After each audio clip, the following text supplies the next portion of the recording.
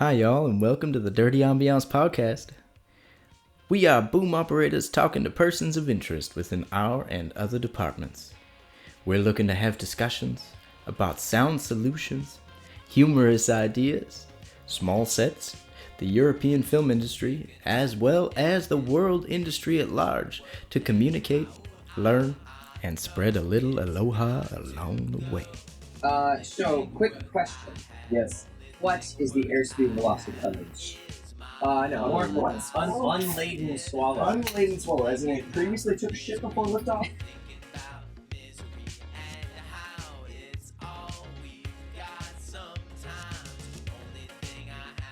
Alright guys, this is the... Yeah, this is actually the behind the scenes setup. Yeah, this is fucking great. We can do just like a time lapse.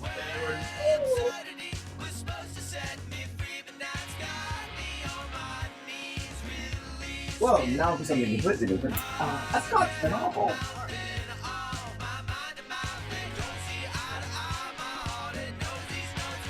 Oh yeah. Check. Do I hear it? Cool. Yeah, Right? It should be just quiet enough that it helps. It encourages you to project. Can you hand me my beer, please? Fuck you and your beer. Can you hand me my beer, please? Would you like to cheers on a little something? Cheers, man. Cheers. Good times.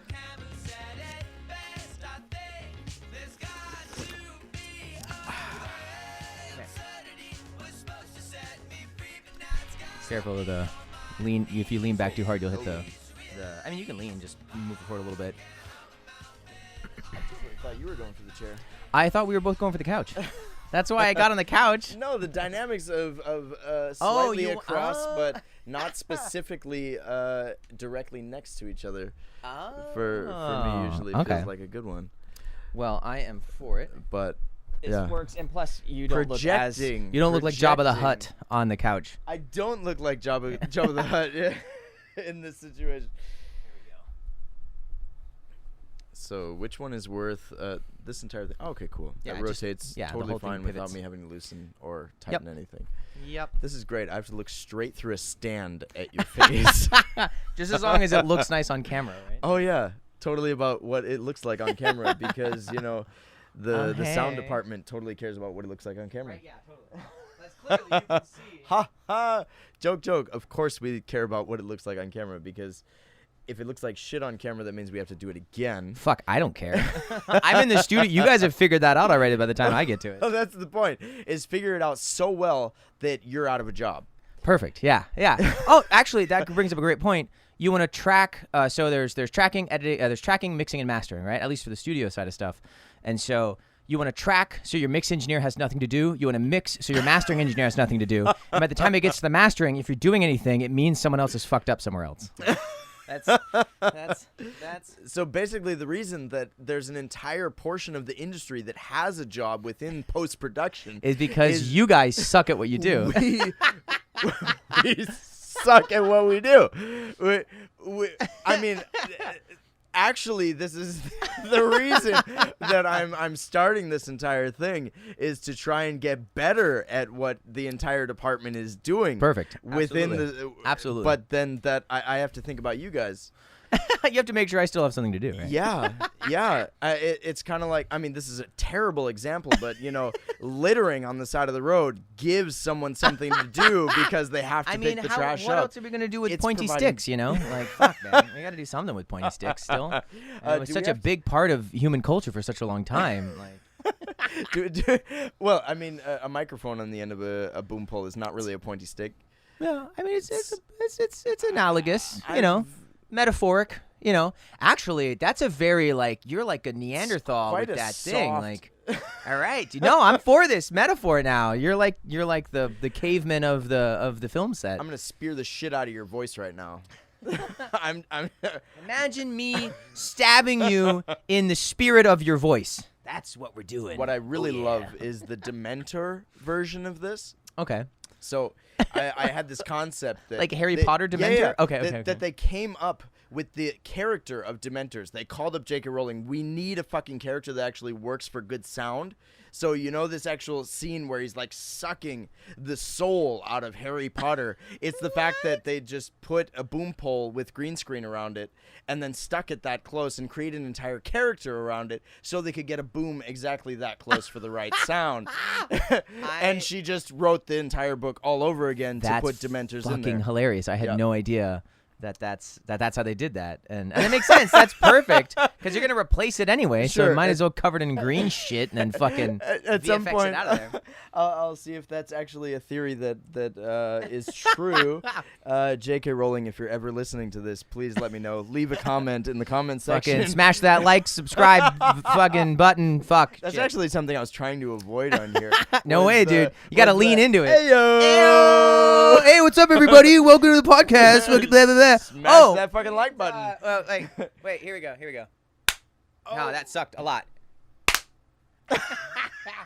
Fuck, good enough. Do that, yeah, we should do it together. Only. No. So you go for it. All right, here we go. That's a pretty good one. Yeah, that's a nice one. All right, officially the beginning. Yeah, I got some peaks over here. Oh, we're not getting anything on the guest mic. Peaking way too much? Well, we can do a check on the guest mic. The fact that the slaps. Good. Yeah? Okay, good. Yeah, cool. Yeah, we're good. It's just that we're kind of far away from the guest mic at the moment. Who cares? Yeah. All right, so I'm gonna leave my phone here. If it ever goes off. Do we have a peaker on the room tone? Yeah. So the room tone is the bottom one.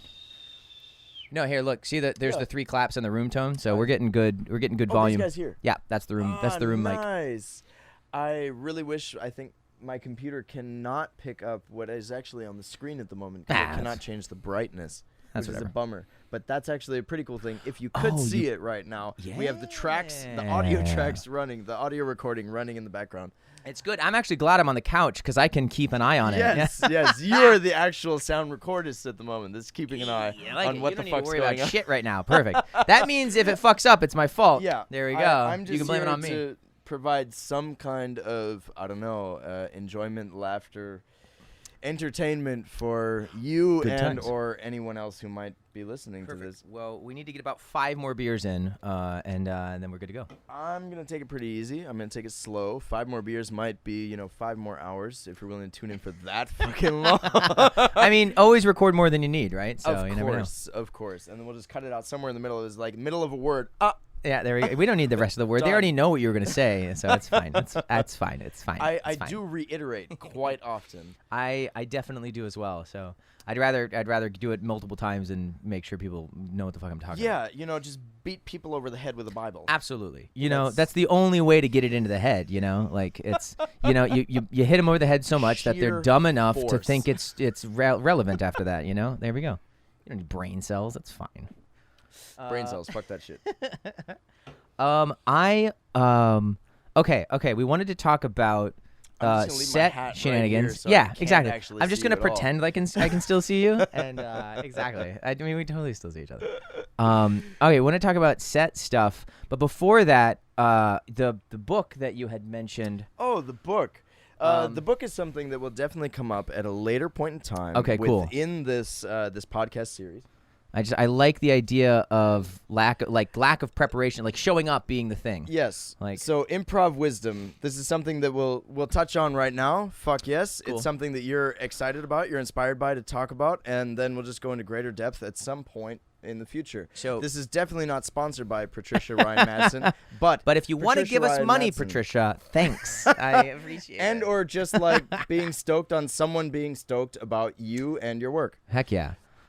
So I don't know how it is with you, but with audio for shows, for concerts and that kind of stuff, even having like interns show up, like the grunt intro job is the shittiest job, right? Like it's usually it is. Right, Unfortunately, usually it is. It's usually populated by people that have no fucking clue what they're doing, and so Absolutely. they're going to be the base point of soldierism Yeah. in some way of like, Yes. you do this because I tell you to do this, and don't think at all. Exactly. Just do. And that does two things. One, it teaches you the fundamentals, and you get to watch, and you're not thinking, you're just doing what you're told. And so your brain is there. You're not shutting your brain off. If you're shutting your brain off, you're never going to get past that stage in the job. What you're doing with your brain is you're watching everyone else, and you're learning what's going on by engaging that part of your brain while you're doing nothing, right? Yes. Hopefully, absolutely. And that's where we're going to get. I want to get to that.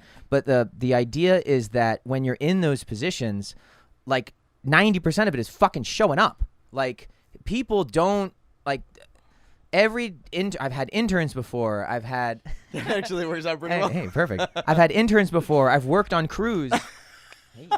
I've worked on crews before where like 90% of the time somebody will come to a couple of gigs and then just no call, no show. Or they'll come to a couple of sessions and realize there's work involved and not show up anymore. And the thing is, dip out after the fact. Yeah, they're like, oh, this is hard. It's not glamorous. Yeah. Like, of course it's not fucking glamorous. It's a goddamn job. Like, but this idea, like, showing up is 90% of it. You're going to learn the rest of it on the job. For sure. Or if you go to school, you're going to network and, you're going to freak out, not know anything about what's going on in the school. Like, that's what happens when I teach. I have the 102 classes, Intro to Audio Engineering. And, like, the first thing I tell all the students is, like, we're going to start using terms. You're learning a new language. Yes. Like, you're not going to get it right off the bat. For sure. We're going to start talking about frequency. We're going to start talking about, how to use an EQ, what even an EQ is, what processing is, like how, like, engaging with an artist, how to use a microphone properly, all of this stuff. Oh, and fuck yes. 90% of that stuff is going to go way over your head for the first, like, 5 times you hear us talk about it. I don't want this head. So the whole point of it is it's exposure. Like, you're going to hear these terms over and over, and then you're going to hear another term, and you're going to kind of understand both of them a little bit and realize they're related. Yeah. And that interconnection is what's going to help you learn more. And the only way to learn all of that stuff is to show up and just be overexposed to it, and slowly you'll start understanding it better. Well, that's why, like... Is it for the purpose of being overexposed, or is it for the purpose of just purely putting yourself within the situation of exposure? Yes, the second want one, to expose the fuck out of my brain that, okay, it might be a wash of new concepts, and it might not necessarily come to the point of me understanding those new concepts, but you're at least getting the first written word of what would be the definition in the dictionary. I've heard the term microphone a few times. You have microphone stuck in there, and then the definition is slowly built over experience. Yes, it's that. Absolutely. That's a much better way of putting it. Thank you. But like that's the thing, and that's what I notice that cats don't understand is like there's like it's gonna take time. It's gonna take a lot of time and a lot of effort to do this. Effort is fucking key, dude. And there's some days where like I barely know what the hell I'm doing, but still you sit down in the chair and you get something done. The point is show the fuck up. Yeah, absolutely. That's the biggest thing. Get the fuck out of bed. Yep. Show up. Fuck yeah. If you actually make it into the room, then you at least have the first maybe 3 steps, which is like coffee, go take a shit first, and then put on some clothes. Oh, so that's 4 steps. Make it to the actual place on time. Yeah, on time is a good fucking point. On time. Everyone who knows me is going to be screaming at their screen right now because I'm never on time to fucking anything. And you know why? Because I own a fucking studio now. I don't need to show up on time to anything anymore. I'm just here all the time. Like this. My on time means I'm in the studio. I think that kind of actually means you're just always on time by default. Hey, there you go. The thing starts when I show up. So whenever I show up is the beginning of the time that it's supposed to be, which means I am by definition always on time. I am fucking never on time. That's really what the joke is. I'm so sorry for everyone that I work with. Thank you for your patience. Wonderful quote from something called Lord of the Rings at one point. A wizard is never early, never late. But always precisely when he means to. Yeah, absolutely. That's totally. It's a psychology thing. You want to show up a little late, fashionably late, right? Yeah. Basically, sound recorders are always on time no matter what. Yeah, because the whole production doesn't start until you're there. I love it. Ludicrous. I love it. This is amazing. We're gonna get these people fired so fast. They're never gonna show up on time, and they're just gonna lose these jobs. I love it. Or there's a lot of projects that will just waste a shit ton of money based on the amount of like over hours from people showing up late just because they know how important they are. and they can't be replaced at a moment's notice. Okay, so I'm curious about that because that's a huge thing for crews, right? I mean, if you mess up a lot, they're just not going to hire you back after the day or after 100%. whatever. For sure. But I mean, if you're in the situation of being on set, usually, that means if it's outside of the first week, you have some type of written contract. Cool. You could easily start working within the first week or something like that and not have a written contract. You have a verbal contract. Cool. And that just depends on what the production has done ahead of time. If they've gotten in touch with the lawyers, everything's been written down. I could be totally wrong on that because I've never done pre-production in that sense. But as far as I understand it, it's just a timing thing based on, did we get in touch with the right people? Have they written it up? Yeah. And does that actually happen before you step on set? Not usually, but I would say usually within the first week, and everyone's okay with that. Cool, yeah. Is everyone still feeling everything out for that first week? Yeah, totally. Nice. Makes sense. But to walk off a job in the first week, even if you don't have a written contract, is still like big you're no-no. never gonna get that's a big fucking no. You're basically already hired for that position. I would say even within like maybe a month ahead of time, but that depends on your hierarchy and status and blah blah blah blah blah. That's so interesting. It's not at all like that in the studio world. I mean, it's probably like that for bigger contracts for the studio world, but like for that, it's just there's no. Like contracts exist between labels and their artists, but like studios are just like hired guns. Like it's a whole like it's just hourly rates. Like hourly rates based on if someone just shows up. Hourly. I mean, for if someone books a session at a studio, like it's an hourly rate, or maybe there's maybe there's a half up front, half there's half up front cost if you're going to buy out a certain amount of time or something, but like there's usually no contracts on those kinds of things. There's a bit of an upfront cost, which is like some type of safety measure that if you cancel, there's just you're not going to get this part of the money back. Yeah. Okay, so there is some type of safety in that sense. No written contract, that kind of sucks. Yeah. I would totally suggest going for the written contract part. Well, even if it's just a simple one. That's the thing. It's like so there's you show up. And it's the money part as well. Like putting down half of it would be great if it's also written down. It depends on the style. It depends on who you're dealing with. It depends on what the projects are. It depends on a million different things. Sure. And but at least with the kind of artists that at least I like working with, they're all fucking broke douchebags too. Like and because those are usually cats making the best art, and so figuring out ways to make them comfortable with paying you at all is complicated enough. And if you bring a contract into that, they're gonna be like, "Fuck you! I'm not signing a fucking contract." Like so take my studio owner hat off and put my label owner hat on. It's not gonna fit over my dreads. No label owner hat. But putting my label owner hat on, like getting them to sign contracts is an extremely hard thing to do. Yeah. And like, part of the thing, the contract's not the best written contract in the world. I mean, it's decently written for the studio's perspective, but it's not then. Like none of us have enough money to get our lawyers to negotiate against our like the label's lawyer and the band's lawyer. Like none of us have any money to do that. Money for negotiations, I think, is money to pay the lawyers to do the negotiations for you and to draw up a contract that works from both sides. And so figuring out, because we're all broke, and so figuring out a way to find somebody to help write a contract that will work to put the bands in as a collective with the label, which is what we want to do. Yeah. Like that's a hard thing to do. And on top of that, that even bucks the system of having one side's lawyers and the other side's lawyers hash it out as two different sides' lawyers.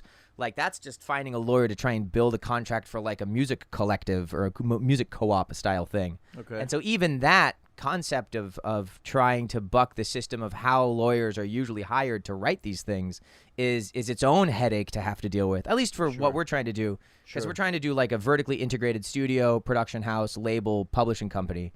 And because there's no infrastructure for the scene here, and so that's what we're trying to do is create infrastructure. But because there's no labels helping, there's no publishing companies helping, this is the only studio on the island really doing this kind of stuff at this level. I would hope to think. Well, because the other one that you guys were talking about shut down. Yeah.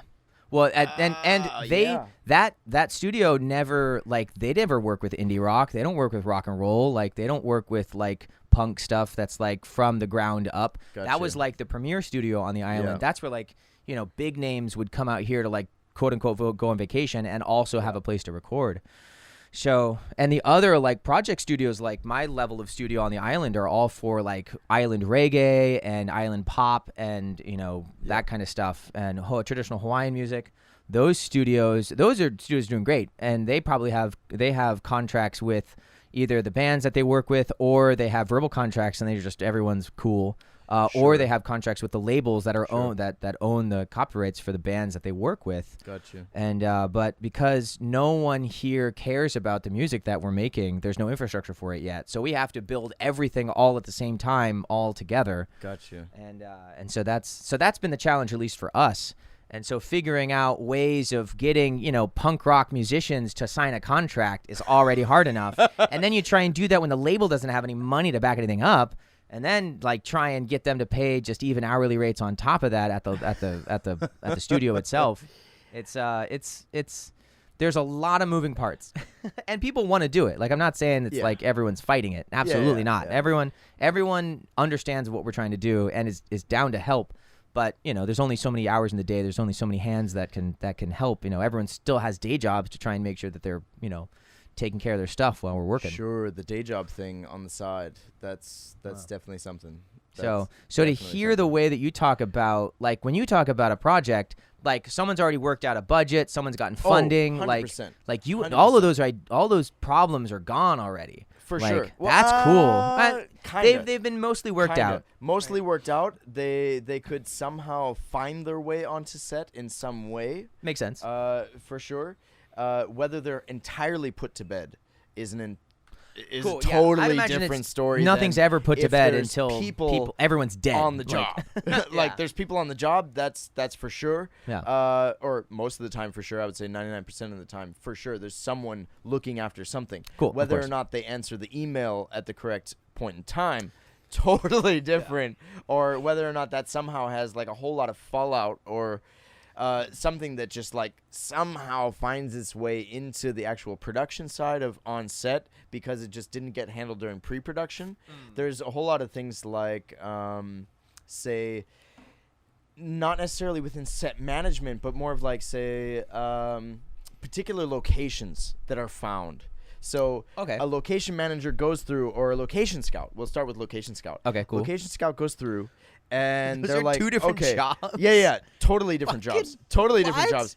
Of course, because someone is managing a set while production is happening, and the location scout is doing looking for places while they're shooting stuff. Well, either while they're shooting stuff, if that's just the way that the schedule worked out. Cool. I think usually a location scout has everything figured out, and their job is kind of done before production is even started. Makes sense, because you should know where the fuck you're going to shoot. Yes. Okay. The calendar should be planned out at that point. Like, we have a budget based on knowing where we're shooting and how many days we're going to be shooting there and all of that kind of a thing. If you don't know where you're shooting and you already start shooting, like... You've got problems. Well, in some way. I mean, hopefully it's you don't know where you're shooting at the end of the shoot and it's a month later or 2 months later or 6 months later, depending on what kind of project it is. Yeah.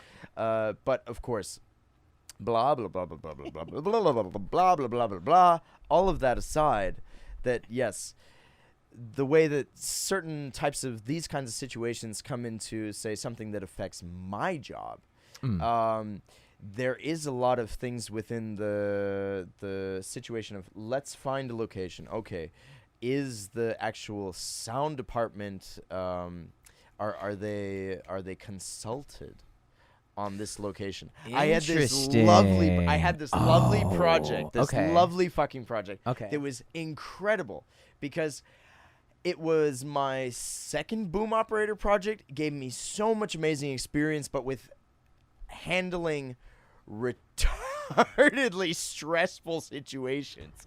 So it was like, we got this great spot. It's in the middle of a giant highway. Oh, by the way, we can't stop any of the cars. You're good with that, right? We already said okay. So instead of a giant, we can't use lavs, by the way. It's all boom. Is that cool? That's cool with you? Okay. Actually, I'm so sorry. We can't put booms in the shot. We're just gonna do area mics. Is that cool? That's fine, right? Oh, we can't do ADR either. We're not going to be able to replace any of the dialogue. We got to hit it right on the head. We only have one take, by the way. I hope that's okay. It's going to be fine, right? So the point of this is that not in the middle of a freeway with no cars being able to stop. We cannot block, a freeway in the middle of LA. We're in Bavaria. And somehow they choose. So there are places called Schrebergartens. They're like if you could take a whole bunch of tiny houses and put them all in the same place, and everyone has their own little gardens. And this is just like a hobby thing where people have tiny houses aside from their actual house, and they go there and create this space like all on their own. They can somehow, I think it's either buy I feel like this is just an insult to homeless people at this No, point. not at all. Not at all. There is a very low homeless population in Germany. Oh, I'm sorry. I'm Extremely so low. stuck in American thoughts right now. That's just like clearly No, there's something. there- This is like there's the like whole top swatches of the top land. population. Like, oh no, we just aren't a fucking piece of shit country right now. Perfect. Whoa! That was an insult about America, not Germany. I mean, America's a piece of shit country. I feel like I'm allowed to say that Yes, because I'm of course. fucking American. So Schrebergartens. Schrebergartens, they're like if you took an entire swatch of land and then you said, okay, you can buy a tiny piece of it. You're not allowed to build a huge house. You can build like a tiny garden shed kind of a house. You can Okay. put a heater in there, all of that kind of stuff. And then you have a small plot of land to like garden and stuff like that. It's Okay. like is it like a large enough house to sleep in? Like, is it like a? It depends. Like some of them yes, some of them not. Is this size of this room? It's kind of like Would this be too big? the height It's too is big. too big. Okay. So cut off about 1 meter from this Oh, height. that's or, that's a or regular 3 height feet. of a house then. Okay. Yeah. Because this is a 12-foot Maybe ceiling. even cut off like meter and a half. Oh, maybe. okay. Uh, So you'd be able to touch the ceiling. yeah. Okay. Yeah. Most of the time you can touch the ceiling. It feels like a tiny house. Oh, cute. Okay. And Super cute. super Point, cute. Point the mic at your mouth, by the way. Yes. Yeah, there we go. That's why I usually have a separate boom operator that worries about that shit. Well, you got to be your own boom operator right now, baby. Damn it. Damn it. I got to work. Fucking gross. Should I really like get my mouth up on this yeah, so turn around. and look at the levels at the moment? The Yeah. one's yours. So these are the levels at the moment. These are the levels at the moment. These are the levels at the moment. Gotcha. Yeah. And we can move this. forward. What is peaking? Huh? Nothing. I mean, the peaking was when you yelled at it. Peaking. Can I actually make it peak, Yeah, or is it that's- just when that's the a- bar actually hits the top? It's only when the bar. Okay, so this is a cool thing. Oh, Steinberg, fucking hit me up, motherfuckers. I love your programs. I have Cubase and Nuendo, and I love them to death. I actually have Cubase 8.5, and I have Cubase 11 and Nuendo 11. I love all of them. Steinberg, best program ever. I mean, I should be saying this to a Japanese company because really Yamaha bought Steinberg, so it's not even a German company anymore. I mean, I don't even know if Steinberg's still located in Germany. Would you like to know Anyway. how to pronounce that correctly? Sure. I probably said their name 1,000 times wrong my entire life. How do you pronounce it? So I believe the name that you're pronouncing at the moment is Stein Oh, is it Steinberg? Berg, Yeah. right? It's the second vowel says So his name, right? So that would be Steinberg. Steinberg? Steinberg. Berg. Berg. Berg. So I have to grimace when I say the bay. Yeah, Berg. Berg. Like almost like bear Stein. with a G on the end. Stein. Berg. Stein. Stein. Steinberg. Steinberg. Steinberg. Steinberg. Steinberg. Ah! Steinberg. Exactly. So Steinberg. just pretend like I'm doing an insulting German accent. Yes. And that that's is the way German that I accent. learned how to get my Oh my gosh. meine Aussprache is this might be I'm so may or I may really not be do love your offensive company. to I'm so anybody sorry. at the They're moment. my but favorite the way programs that of all I time. trained my Aussprache, my pronunciation in German was to pretend I was just screaming Nazi. So I love that because in growing up in Hawaii, You don't want to throw in a Hawaii? Hawaii. Just so you Welcome know, to the German and Hawaiian. That's why. Same pronunciation. That's why the W it was is a Dutch the way person, it is. Yeah, Exactly. It was a Dutch yeah. person that made the written Hawaiian language. Gotta love. The missionaries didn't really do a lot of good things, and that's it. But the W we get that from a Germanic missionary, right? Anyway, Dutch. I'm sorry, Dutch. Yeah. Dutch. But As far as I understand it, Dutch. I could be totally wrong. It's a Germanic W. That's all I know. And Yes. so it's or Dutch Yeah. W is a Germanic W, right? Hawaii. Yeah. No. Anyway, but growing up in Hawaii, Hawaii. Japanese is the Spanish of the school system. Yes. So like you don't Completely. like it's the if you're like I need to take a language, what should I take? Well, I'll just take Japanese, whatever. For sure. Like that's so I took 4 years of Japanese and a year of it in college for my language requirement.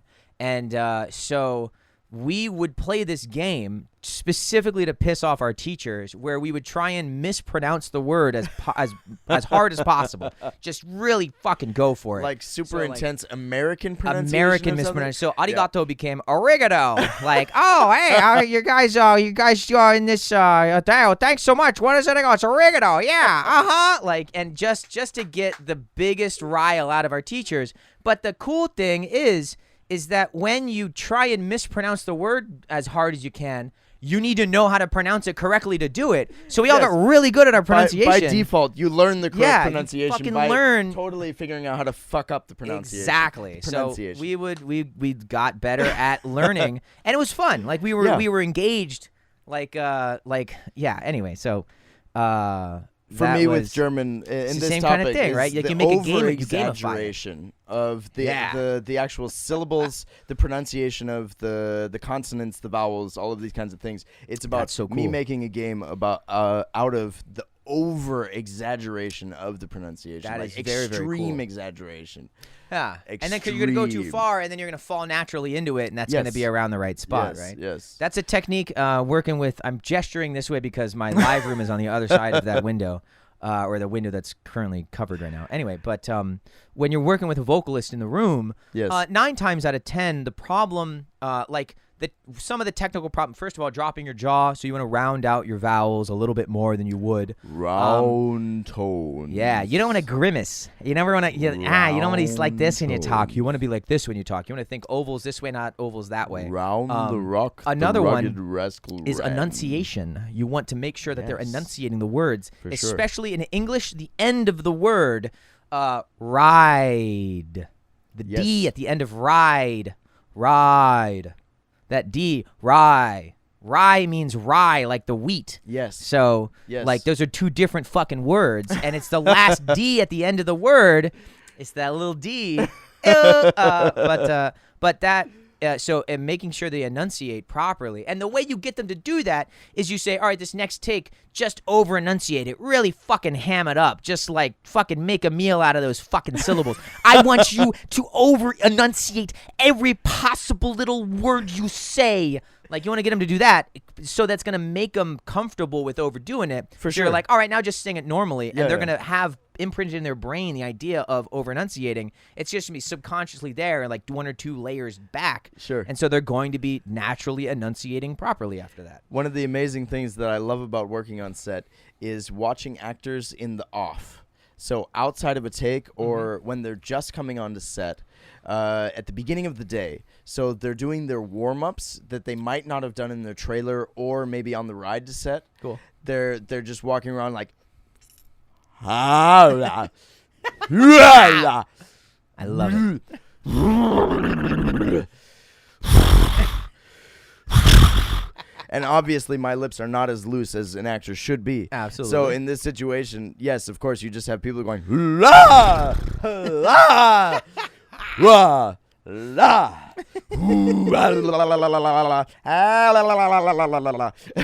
And then you find out that was the caterer, and he's just got a problem. Like, and you just don't want to be a dick about it, but fucking.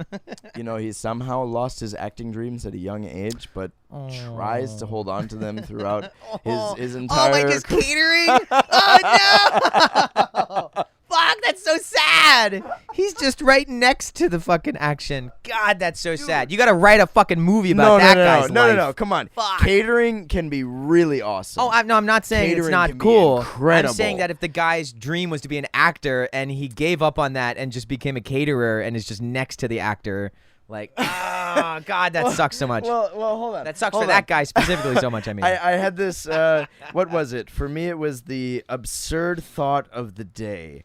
Okay. The absurd That's thought actually- of the morning. While you're looking for that. Oh, Not unless, the- okay, you so, found it. Go for it. Oh, so I'm really that close. was that. I hate live sound. I hate live sound Wait, with a you- passion. why? I hate it because this is what I want to do. being in a studio, I want to make a piece of art that lasts forever. That's the thing that I love. That's the thing that I care passionately enough about to literally dedicate my life to. And it's the fucking Mitch Hedberg joke where he's like, oh, wow, you like comedy? Well, all these people found out I liked comedy, so they tried to get me to do all this shit that was like next to comedy, but not comedy. And they're like, oh, you like doing stand-up, huh? What do you write? Write us a script. That's like going to a chef and spent his life fucking trying to be a chef. And he was like, fuck, man, you're a chef? Well, fuck, do you farm? Like, fucking grow me some shit. Like, fuck you. I want to be a fucking chef. In the same way that he wants to be a comedian, I want to be a fucking studio engineer. I want to be a fucking producer. Like, this is what I want. And people were like, oh, wow, you do that really well. Come work on these live sets with me. And then suddenly I became known for a fucking live sound engineer, and people never called me to do this anymore. I had to cut off my live sound career. I had to intentionally tell people no and like force myself back into the studio. It took years to recover from that. Well, and so it's like someone's like, oh, you want to be a painter? Like, oh man, you fucking want to be a painter? Well, I got this really good job making paint in a paint factory. You're gonna come make paint in a paint factory? And you're like, fucking no. In fact, that's gonna make me hate painting even more because I'm gonna be right next to it, but not have the time to fucking do it. I want to paint murals and shit, not an entire fucking inside of an apartment complex. Yeah, fuck, right? Or I don't want to fucking just make oil paint the rest of your life. Like, no, somebody who's obsessed with color and shit, hell yeah, that's the job they want to do. So bring that fucking guy in here. Then in that sense, hopefully you have an incredible career based on people that are coming to you specifically for live sound engineering. For live sound no, not live. Fuck you. Well, not live on-set sound engineering, but live recording. No, it's even worse. Okay. It's even worse. I hate that even more because so the point of a studio record is not to make it sound like it was live. The point of a studio record. But what if they're that good? No, I mean if they're that good, yes. Okay, the point of a studio record is to make it sound like it's supposed to sound. Period.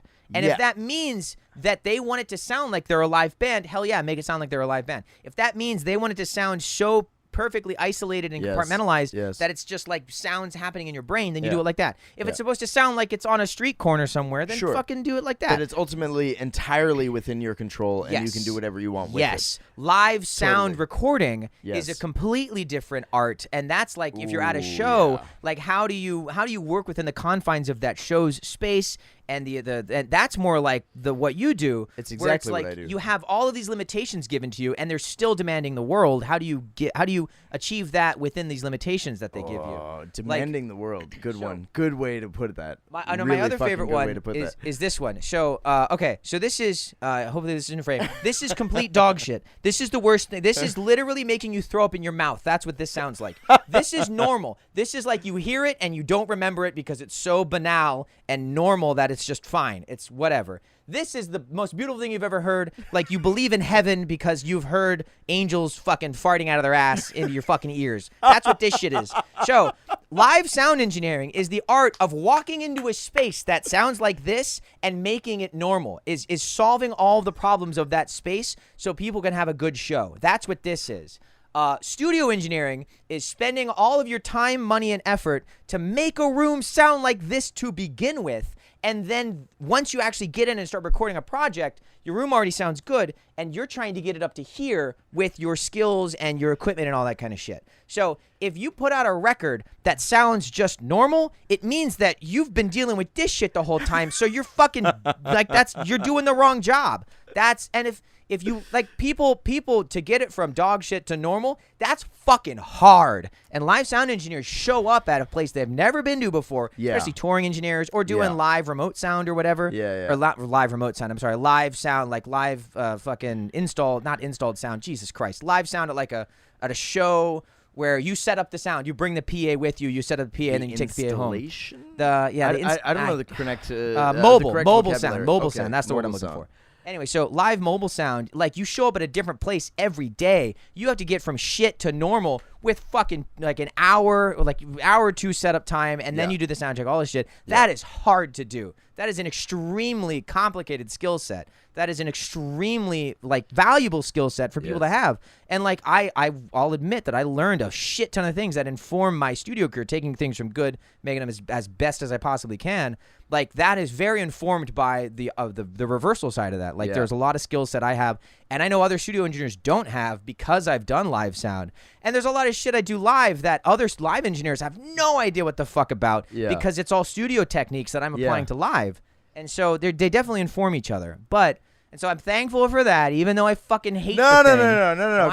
Come on. There is something to say for getting the experience of one thing and bringing it into the other. Absolutely. So absolutely. It's like, but it's still the fucking dog shit. The best live sound gig you're gonna get is like nothing goes wrong, no one knows you exist. And like people leave with a good memory. I don't fucking care about that. Fuck you guys. I don't care about the audience. I don't care about good memories. I want to have something. When I die, I want there to be art left here. I want there still to be art that like helps influence the world to do cool things. I want to help other people make that kinds of stuff. Fuck yes. Like that's fucking cool. That's making a film. Like putting on a play is fun, but making a film that lasts forever, like that's fucking cool. That's so fucking cool. No offense to plays. Plays are hard and complicated. I use sound design for plays too. I love doing sound design for plays. Sound design for plays is actually really fun. But, oh my gosh. But like, dude, that's, fuck. I'm sorry. That's thank you for coming to my TED Talk about how much I hate the things that I fucking love doing. What? I don't fucking know. I need more fucking alcohol. Drink your fucking Bud Light seltzer. Hell yeah. You should. Wait. Black cherry, mango, lime, or strawberry. The mango one and the black cherry one's my favorite. Oh, you're still. I think it'll take a little something, something. A little something, something. A little something, something. Anyway, fuck. What were we talking about? Well, what's the point of this podcast, by the way? The point of this podcast, the reason that I'm just no, not the reason why I'm doing this. The reason why it seems like my direction exists is that somehow I find myself in the same place, let alone attracting. So not just same place, but attracting people that seem to have somewhat either the same mindset, not necessarily the same skill set. Cool. So the mindset is the key kind of a thing. Yeah, you broadcast intentionality and coolness, and like you are passionate about what you do, and you are enthusiastic and you are exuberant about what you do. Yes. And that people are attracted to that kind of shit. It's the same. Like For sure. I mean, I just ranted about all the things I hate just for a little while. I mean, now you're the passionate motherfucker right now. But that's I haven't showed a whole lot of passion at this point. No, dude, fuck that shit. You fucking. Let's what are you just talking rant about? at the moment. What time is your watch set to, you motherfucker? What time is your watch set to? What time is my watch set to? My watch is still set to German time, which is 11 hours ahead of now. You flew halfway around the world. You're only here for 24 hours before you fly back to Oregon or wherever the hell you're fucking moving back to. Well, I fly back to LA. Okay, Super Bowl Sunday night.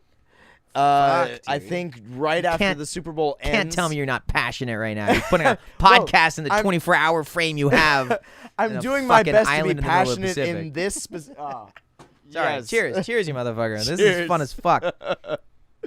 By the way, thank you for having such a fucking amazing sound studio. Oh yeah, dude, not a problem, man. The first episode of this fucking podcast, inaugural fucking shit fuck. Give.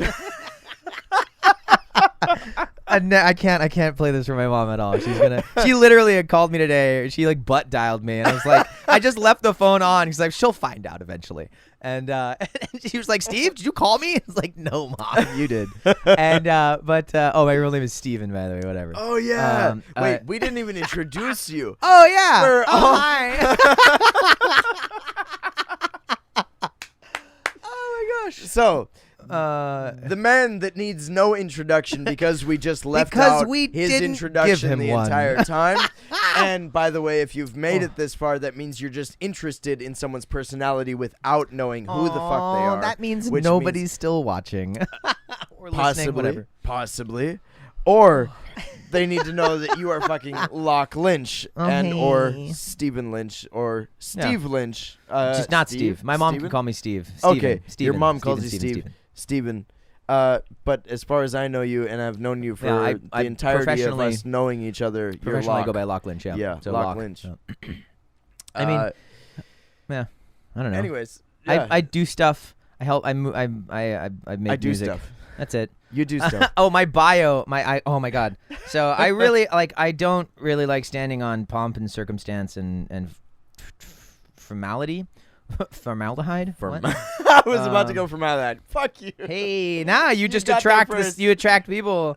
You attract like-minded motherfuckers. Woo!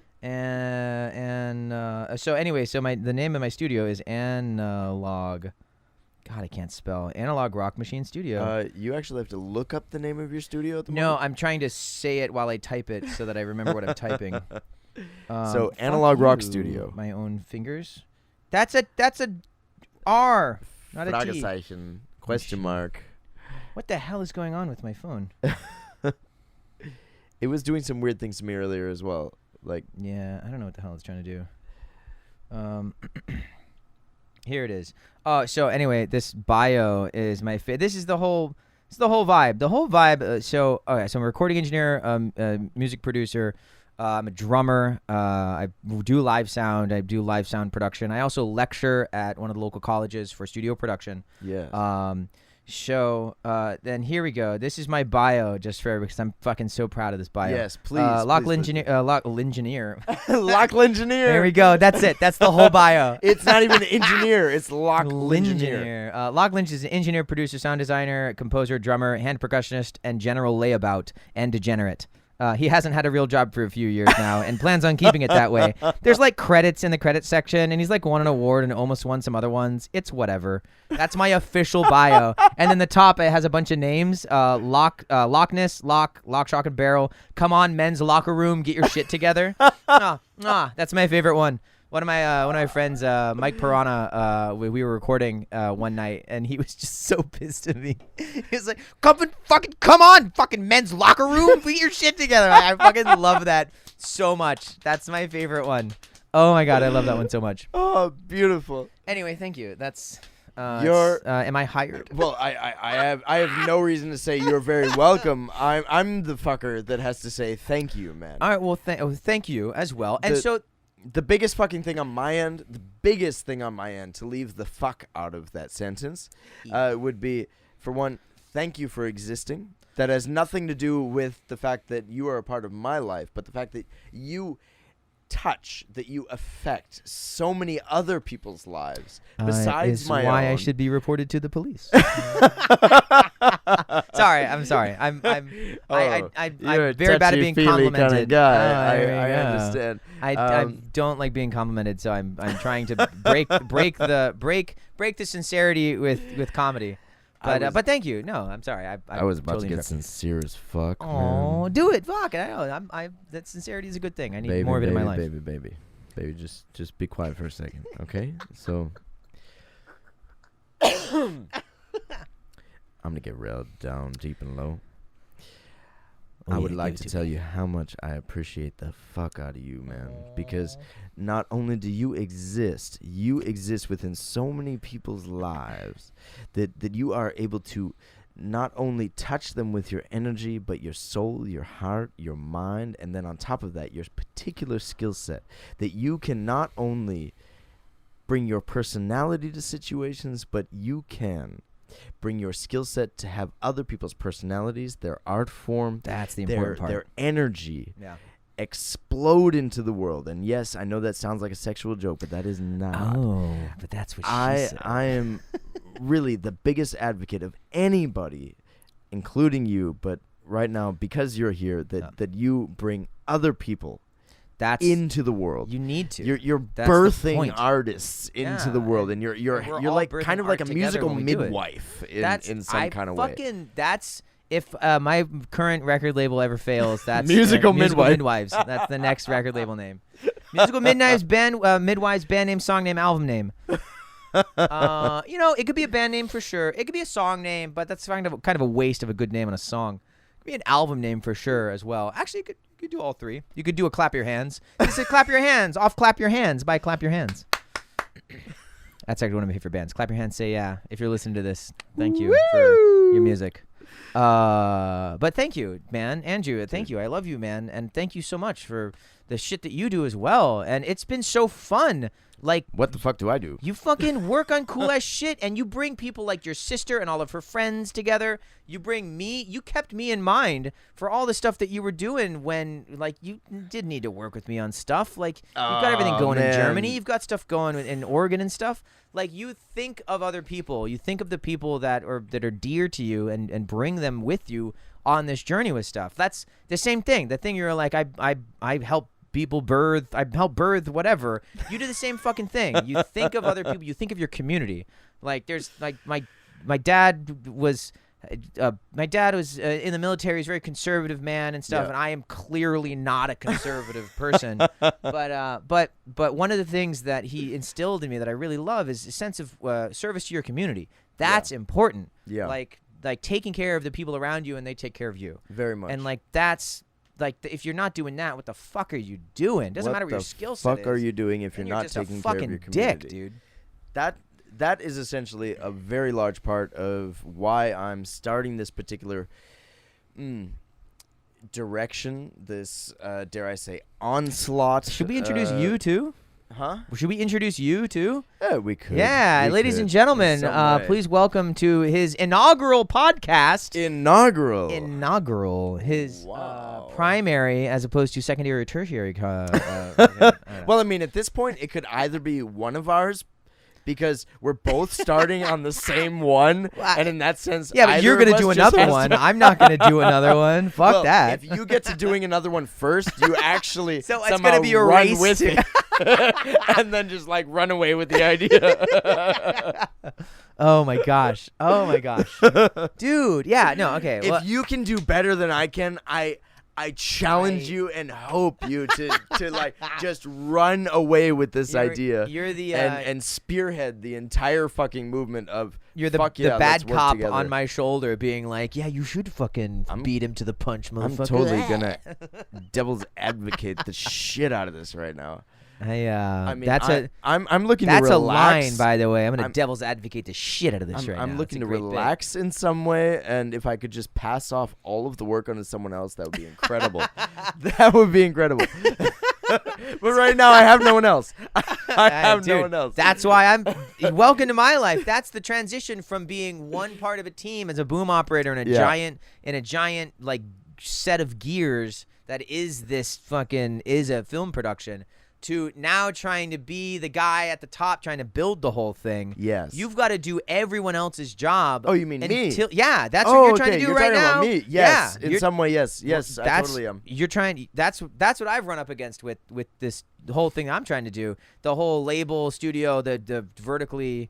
I need to see your face. There we go. The vertically integrated studio audio, record label thing. Yeah. Is that in order to best understand what I need to do or what the machine needs to be, you need to really understand what all the parts, all the working cogs are and stuff. You don't need to understand it to the best of your ability.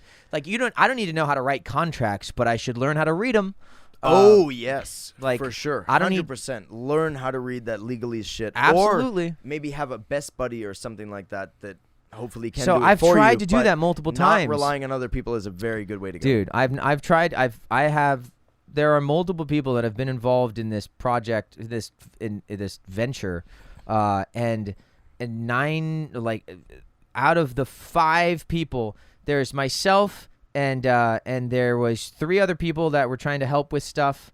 And one of them is still heavily involved, but he's going through his own.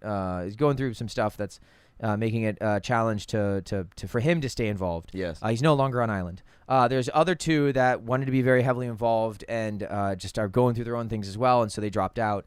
One of them is on island and helping a lot. He's a mentor of mine. That's very, very cool.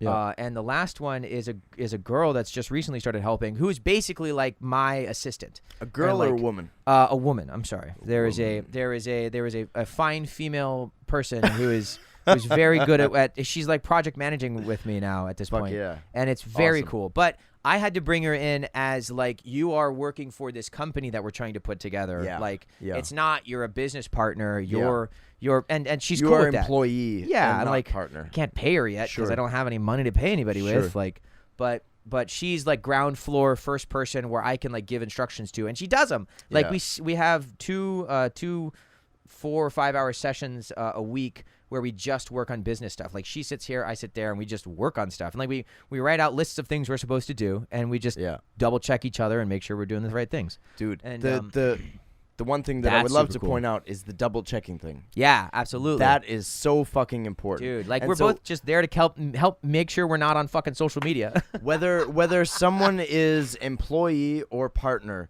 it is totally worth it to double check a situation no matter what. Absolutely. Don't let the ego get involved. Absolutely. Do not get into the situation of, wait, why are you asking me the question of if I did it right or not? No. Or Ooh. is this correct or not? Just allow the question to happen. Yeah. Double check your own work because someone else decided to ask the question. What is the difference between an amateur and a professional? Someone who double checks their work? A professional assumes they're wrong. Oh. That's literally the difference. Because if you assume you're wrong, you're going to double check it. Fuck yes. You're going to triple check it. You're going to get someone else to check it. You're going to not have an ego when someone's like, hey, did you do that thing? Oh, yeah. I had there was a friend of mine. Yes. And that's all I will say about it.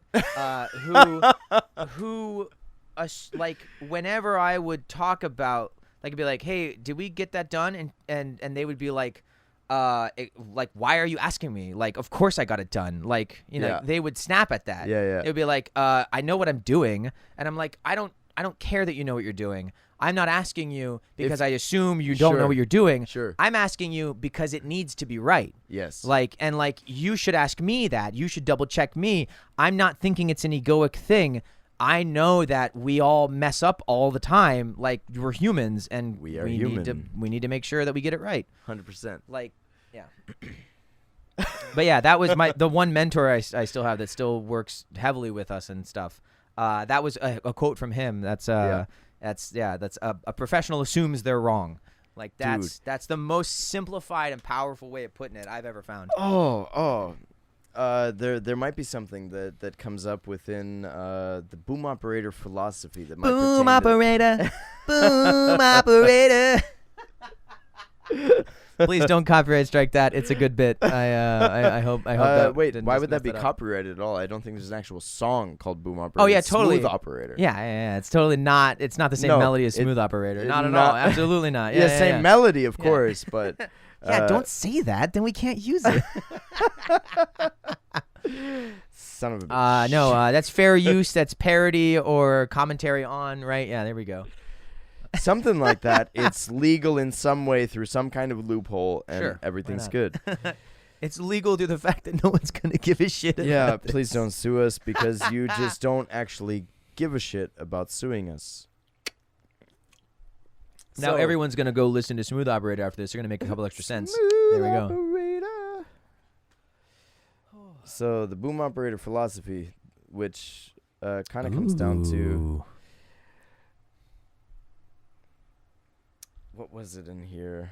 There's shit. It's make sure it's in every shot. Don't remind everyone to whisper, and just generally. Sorry. No. One really nice thing. So, Crick Harris. Crick Harris is the person that passed this on to me. Sound on set, basic advice from Don Bartos Sr. Okay. I originally thought this was from Crick Harris. Christopher Harris, who's now a sound engineer in Germany. Apparently he got this from Don Bartos Sr. I think SR point counts as senior, right? SR period. So the boom mic is one of the oldest and most powerful magic tricks at the filmmaker's disposal. Cool. Learn the trick well. Cool. Sound and music follow the same rules. Never hesitate to instinctively apply the rules of one to the other. This is something that really goes in That's your direction. very cool. What you've been talking about the Okay. entire time. Yeah.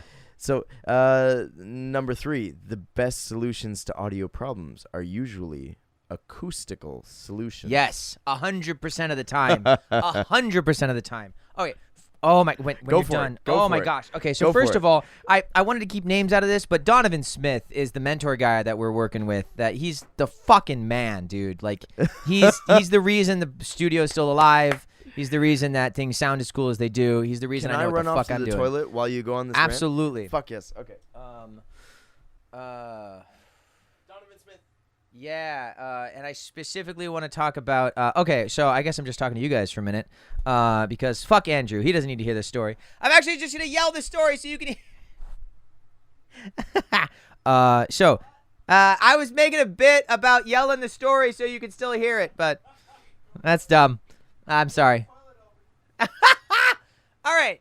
So we went to this thing called NAM, which is National National Association of Music Manufacturers. I think that's right. I don't know. National American Music Manufacturers, whatever. But it's this convention, and it's super badass. You have to get invited to go, or you have to be a vendor and stuff. And Donovan gets invited every year, and so he brought myself and my studio partner, Chris Chorney, who is the cat that's off island now, and still working on stuff with us. But it's just figuring out how to work remotely, and everything is complicated. So he brought us with him to NAMM, and we met. God, we met so many cool cats.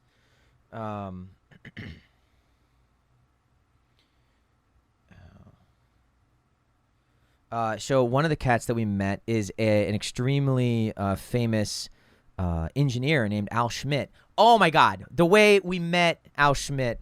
I think, Andrew, did I tell you this story? Did I tell you about meeting Al Schmidt? When I got to ruin my reputation to two of the most cool people in the world at the same time within 20 seconds. Ask it again, please. All right, did I tell you the story of how I ruined my reputation to two of the coolest engineers in the world in 20 seconds? Probably not. You have never told me All this right. story. We Show. had a lovely dinner earlier tonight with so much All right. space for this type of conversation, and yet for some reason you decided to leave it to right So now. this all comes back to this is one of my favorite stories about being a professional audio engineer, Yes. Producer, dude, person, thing. NAMM, National American Music Manufacturers, National Association of Music Manufacturers. So There we go, whatever. NAMM. NAMM, yeah. Gotcha. NAMM is a convention in Anaheim every year. I mean, obviously with COVID, they kind of shut it down for a little bit. Yeah. But it's awesome. It's basically where all the like audio geeks it's the mecca of audio geeks every year, and it's super fun. And you have to get invited to go or be a vendor. Like it's a whole bit. But Donovan, are we still rolling? Yeah. Nice. Donovan gets invited every year, and he got me and Chris tickets to the thing. Yeah. Chris, my studio partner, and so we flew out there. We bought our own tickets in our own hotel and got all that stuff together and stuff. But we get out there, and there's a guy named Al Schmidt, and Al Schmidt is like the grandfather of audio engineering. He has more Grammys than any other audio engineer in the world. He just passed away last year. My heart and respect and love go out to him. He was like 90. He's 92. He passed away, Fuck, still yeah. working on records like a fucking champion. This dude. is not Like- the not composer, but we were just talking to. Well, I don't think we were talking about Al Schmidt at all recently. No. But the person that we were talking to here earlier tonight, Oh, his name Jabari? is Jabari? Jabari. Okay. So we were talking to Jabari, and he is a conductor. Okay, yeah. He is also No, an so- actual trained conductor. Correct. So yeah, there was a like Greek a train conductor. a trained conductor. Sure, yeah, but yes, he is a licensed train conductor. He is a licensed and trained conductor. Musical orchestral conductor. Orchestral, in some con- way. yeah. Orchestral Yeah. conductor. Anyways, point being, I was just wondering if this is Al Schmidt is not a yes or conductor. not the same person who was the Greek conductor that No. died, I think, within the No, last no, year. Al Schmidt was not a conductor. He was Okay. an audio engineer and music producer, Okay. which you could make the argument they're like the conductor of the modern studio record. but like not like they don't stand in front of a thing and conduct with a baton or anything like that. Yeah. So he would sit behind a console and everything. Sure. So he was, ironically enough, he was very well known for recording orchestras and stuff. So he would work with a conductor. Yeah. But he would be behind the board. Yeah. And so we were talking about acoustical solutions to audio problems. Yeah. His whole perspective and philosophy was get it right at the mic. Like, if it sounds bad to you behind the console, that means there's a problem on the other side of the glass. Yeah. It means, like, your mic's in the wrong place. Yeah. It means your EQ, like, don't even EQ it yet. It means you have the wrong mic or it's in the wrong place. Yeah. Do that first. That should be, if the perfect record would just be the mics in the right places, the right mics, and the right players. And that's it. This that just totally sounds like boom operating at the moment. Yeah, exactly. That's if music. You're not on point. Music You're not and, on point. And film. Yeah. Yep. So that was his whole thing. The only other thing he used was Moog EQs, which is a particular kind of EQ. They're the best EQ in the world. Moog, I love you guys to death. They were originally another company, I think, or something, but Moog is the company that has the rights to make this specific style of EQ now. Yeah. And they're fixed frequency EQs, and you can only notch them in 0.5 dB increments. Like it's the simplest fucking EQ you'll ever find, and they sound so good. God, they sound so good. I literally have a Moog EQ on every channel. Please explain in detail how good they sound right now. They sound like the farts of angels in your ears. Remember we were talking about like dog shit making you throw up in your mouth? They're like normal, and the normal taken up to here. The thing that gets you up here is a fucking Moog EQ. God, they're so good. Anyway, so please sponsor me. Give me money. I love you guys so much. Or just give me a bunch of Moog EQs. Give me like a rack of them. I'd make use of them. They're on all my channels. Anyway, so, but yeah, that's Al Schmidt's philosophy. Yes. Is this idea that like you should get it right at the source. Yes. Period. Yes. If you can't do that, then you're doing something wrong. Yes. And like, obviously, he would work with the best musicians in the world, with the best equipment in the world, and the best studios in the world. Sure. So of course he can afford to do that kind of, like, to have that kind of perspective. Like, I work in a fucking rundown hotel with dog shit equipment that's all half broken. Like, we got to make concessions. And there's also styles and perspectives on music that I love. Like, I love a compressor on a certain thing. I love all these other things. So, of course, I eschew that strict adherence to that kind of philosophy. Sure. But that's that philosophy informs things quite a bit. Anyway, so that's the connection to the story about the boom and the thing. So here's the fun story. The boom and the thing. The boom and the thing. We're still getting to the 20 seconds of ruining. Yes, now let's get to that. Yes. So I'm in line. Al Schmidt is about to give a talk in one of these spaces. Sure. And myself, Chris, and Donovan are all standing in line to get a burger like an hour before this talk is supposed to start. And we're standing in line. Donovan's a friend of Donovan's shows up, like an old friend of his from like years back. Yeah.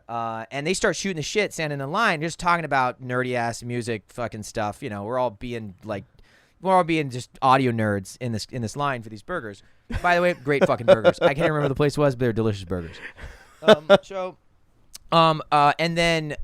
So ironically enough, this is January 2020. In LA, right when COVID was starting to get going. Oh, and shit. so everyone was getting sick and nobody knew why. Yeah. And so the guy like went to shake Donovan's hand, and then he was like, look, I know this is before COVID, like, everyone uses hand sanitizer and stuff. So he was like, hey, I know I don't want this to look like I don't trust your hand or anything, but I'm going to sanitize my hands after I say hi to you because everyone's getting fucking namthrax right now. Because they're calling it namthrax because like everyone is shaking hands and getting sick together at NAM.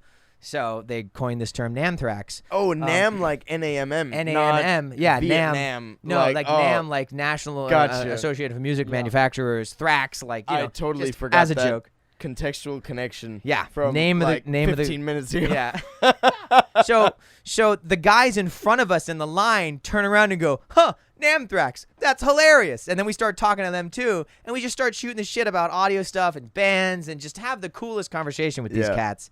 And then we all kind of, like, the conversation lulls to a second. Then we turn to them and go, oh, so what do you guys do? And they're like, oh, we're Schmitz. And we're like, what? And we're like, I'm Al Schmidt's son, and this is Al Schmidt's grandson. And we were like, oh my God, you're fucking Al Schmidt's kid and grandkid? Oh my God, it's so nice to meet you. Like, your dad's the fucking man, dude. Like, and Donovan's like a fucking badass engineer in his own right. He is an extremely successful cat. He doesn't like people talking about the cool things he's done, but he's done a lot of fucking cool things. There are literal whole trends of things in the industry that exist because of him and the things that he has done.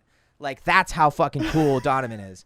And Donovan's even like, oh my God, you're fucking Al Schmidt's kids. That's fucking cool. Like, even he is like stoked on this situation. He's not fanboying like me and Chris are, because he knows how to hold his composure and be a fucking professional. But me and Chris are like, oh my God, like, this is amazing.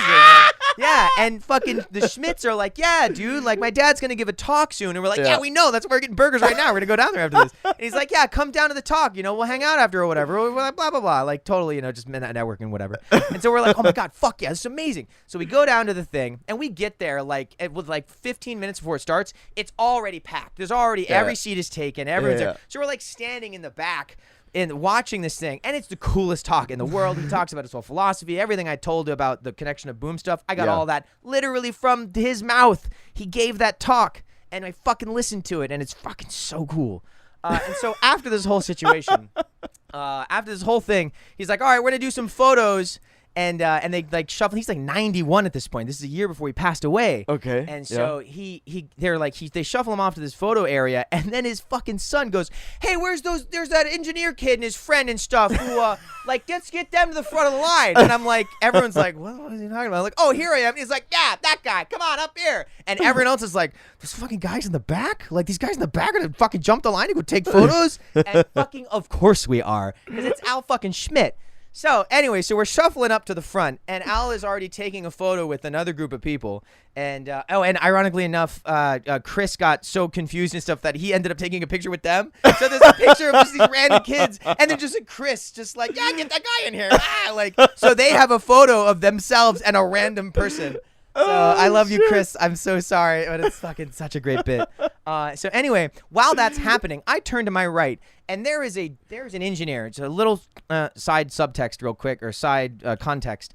One of my favorite engineers of all time is a guy named Chad Blake. Chad Blake he is very well known for taking like reamping. He reamps stuff a lot, so he'll take like a mica thing, record it into a thing, and then pull it out of that into like a Sans amp thing, pedal DI, or he'll take it and he'll like put a speaker and he'll put a microphone and cut out the back of a fucking metal trash can and fit that around the microphone to make an acoustic filter. Yeah, like, he does crazy shit like that. Whoa. He's also the guy that remixed the Brothers album from the Black Keys. Brothers album from Black Keys. Holy that album, shit. That's Chad Blake, dude. He's fucking amazing. God, he's one of my favorite dudes. Like, the sense of texture and stuff that he does. He did all this cool stuff.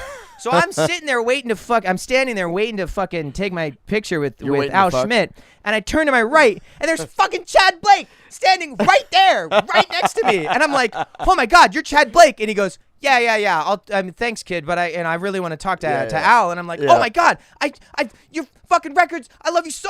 Your shit's so fucking cool. It's so. And by that point, the guys have filtered off to take the picture, and I'm next. And the guy, and Al Schmidt's son goes, hey, where's that kid? He needs to take a picture with my dad. And they go, oh my God, Chad, I'm so sorry. Give me a second. And I fucking cut in line in front of him and fucking cut in line and take a picture with Al Schmidt. And Al Schmidt's like, oh, hey, so you're getting into engineering, right? I'm like, yeah. Oh, actually, I just recorded my first orchestra. And it's like, cool, how'd you do? And I was like, God, it was fucking horrible. And he goes, what? And before I can explain that, like, oh, we needed to take the video into account. I only had these mics and I didn't have these stands properly, and I was learning all this stuff. Yeah. And before I got all that into it, his son was like, well, gotta go.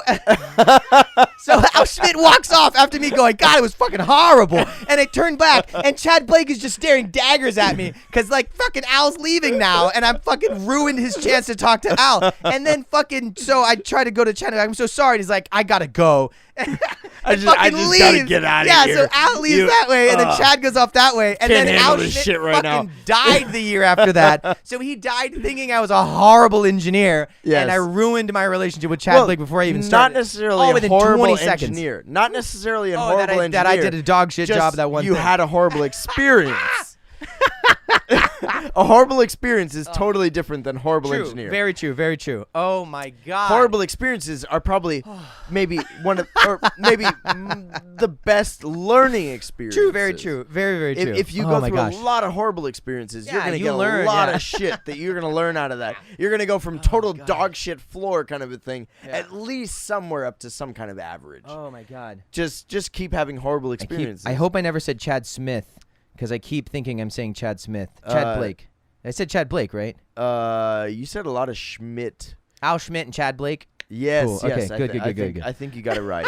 I'm pretty sure you got it Yeah, right. Chad Smith is somebody else who's also very cool. But anyway, oh my God. Anyway, so that's how. Within 20 seconds, I told Al Schmidt that I was bad and ruined my potential relationship with Chad Blake before I was able to. Like within 20 seconds, and then I kind of came to. Sorry, after that. I gotta go. I gotta go. Oh, Fuck you, I gotta go. Yeah, dude, he was not stoked, which is rightly so. Like, I mean, hopefully he found Al after that and had a great conversation and stuff. Or he sent you a postcard you don't know about that just somehow made it into your mailbox at some point that you just piece of missed it. shit. Exactly. He died before I could get that opportunity to talk to this guy. Oh man. Al was cool though, and I mean, and his son, and his grandson were like the coolest cats ever. Like everyone, and I'm sure Chad Blake didn't even remember me. Like that's fine. Probably not. Yeah, exactly, and rightly Unless, so. of course, the death of this incredible person. I'm sure he saw him later that day or something because they're all famous enough cats. They probably were able to talk to each other and stuff. Hopefully, that's how it works out because that gives a lot of future for us. It does. I honestly think that's true. I mean, only because. The farther I've gone in this career, at least, the more other people I've met who are already established, or like it's people like you and me, where we've met each other and slow, like we're the only ones of our friend groups left still doing the things we love. Whoa! Like, let's think about that one. No. You know who else is doing that? Who else? Sean Sanford, my roommate. That was my roommate at the time, the nerdy white guy. Whoa, mustache. Yeah, Sean Sanford. Sean. Like yeah, came Sean from out of state. I think Washington. Yep. No. Oregon. He's Oregon. Yeah. He's a fucking. What is he he's doing? doing his PhD in topology. I'm sure he's probably got his PhD at this point. Topology. So he's like going hardcore into math, like in the academia and stuff. That's the world he wants to be in. Holy shit! So hell yeah, dude. He's Fuck still yeah. definitely doing his thing. So Sean Sanford. you're the fucking man, dude. Keep succeeding. Yeah, hell fucking Holy yeah. shit! I miss your great, mustache. hilarious stories about that totally motherfucker, too. fucking I love miss it. your mustache, man. Oh and my God, yeah. Well, above your mustache, your sense of humor. Holy shit. Yeah, dude. That guy's sense of humor was it still fucking is such a incredible. clever motherfucker, man. Like, oh God, he's so cool. Yeah, dude. Yeah, and there's other cats too. Obviously, there's other cats in our friend group still doing cool stuff. Well, but it's hard, man. It's hard to. It's also a game of attrition. Like attrition. In the sense that like you just need to lost outlast people. Yeah. Like that's you're not. That's a hard way to fighting them. go. It's that eventually it's like a stamina kind of thing. Exactly. You're not putting your thumb on anyone else. No, It's you're just still more trying of to like, help everybody, but I'm going to last as long as I can. Yeah. And the longer maybe you that last, also kind of says if I last longer than someone else, that means that my chances are better. Yeah, no, exactly. But it's not about putting someone else down to get to the place that you're at. It's just a race against yourself, and someone else is having a race against themselves. Exactly. Yeah. And if they're not able to, you're gonna hurt your chances if you try. If you think of it as competition, you're gonna hurt your chances because that person you were competing against, like a fucking the next project down the road, they're going to need someone that has your skill set. It's all like everyone needs everyone else. Completely. And so you've got to be cool. You've got to be cool to everybody you possibly can be. So that you can all help each other down the road when you get there. Like Quentin Tarantino had it right. Be cool, honey bunny. Be cool. Hell yeah. I mean, if you ever want to knock over a diner, just be cool. Be cool. Just be cool. Yolanda, be cool. Oh, that's a Quentin Tarantino movie reference, right? No. Yolanda Be Cool is maybe that. Oh shit, maybe I heard a song where that was the sample. Yolanda Be Cool is the name of a group, but they got that from. Oh my God, what's the one? That's the famous Quentin Tarantino one. The one with the two dudes with the guns. You're talking about Pulp Fiction. Pulp Fiction, thank you. Okay. The two dudes with the guns. Gotcha. I'm pretty Clearly, sure Bruce Willis comes in at some point as a third dude with a gun. There we go. Right. But he has like his entire weapon choice really situation. He's hard-headed. He doesn't die really easily in that one, right? Yeah, it's really. He dies really hard. Get me to say Die Hard? Yeah, that's the Quentin Tarantino movie that hard. Bruce Willis is in, right? You Clearly, Apparently, I Quentin know Tarantino apparently my just loves writing things where people die hard. yeah, you know. There's a great one. I think it's is it 12 Years a Slave or Shit, Django that was Unchained intense, or something? man. One No, of those movies. 12 Years a Slave was not Tarantino. Okay, Django Unchained, Unchained? of course, 100% Tarantino. I think it was that one. There's a scene when someone's shooting. I've only seen this little clip. I don't watch. You've never seen either? I've never seen either. Yeah, I don't Whoa. watch. I'm not a big cinemaphile. Like, Yeah. You're an audiophile. yeah, exactly. Like, so, and even with that, I'm not a big pop music cat. Like, my taste is all over the place. But there was no pop music in either one of those films. Yes, there was fucking good music in both of those films. Extremely good. But in Django Unchained, there's this one point when he jumps into a house in like a big, antebellum style house, and he shoots this one lady. Well, he shoots a bunch of people. There's a gunfight in a house. There's a gunfight in the house. And at one point, you see like a lady. It looks like the actress has her actor, and under her dress has a wire attached to her, and some like shoots the revolver, and you see this lady get pulled out of the frame like the revolver like shot her like a cannonball. Like it was the most gratuitous amount of force applied from a gun imaginable. Like clearly over this. Like the this makes sense for Tarantino. Exactly. Yeah. Tarantino is the guy where Like, over the top. He really goes for his very specific style of violence.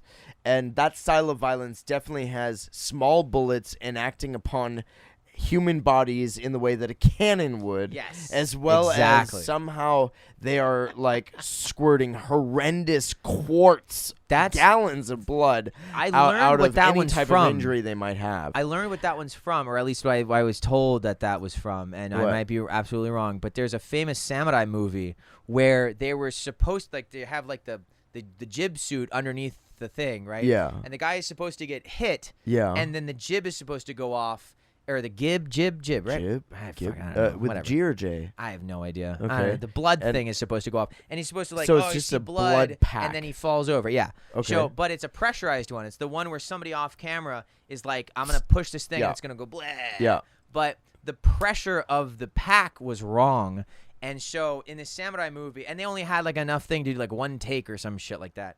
And so the guy like strikes the guy. How big was the budget on this film? It was a black Can and white, like it only wasn't do one Kurosawa. take. It might have been Kurosawa. I don't know, but they No were idea. like down to like one last thing, and they could do it. Yeah, And and it was they- over pressurized? It was over pressurized. Ah, And okay. so the samurai cut the guy. Yeah.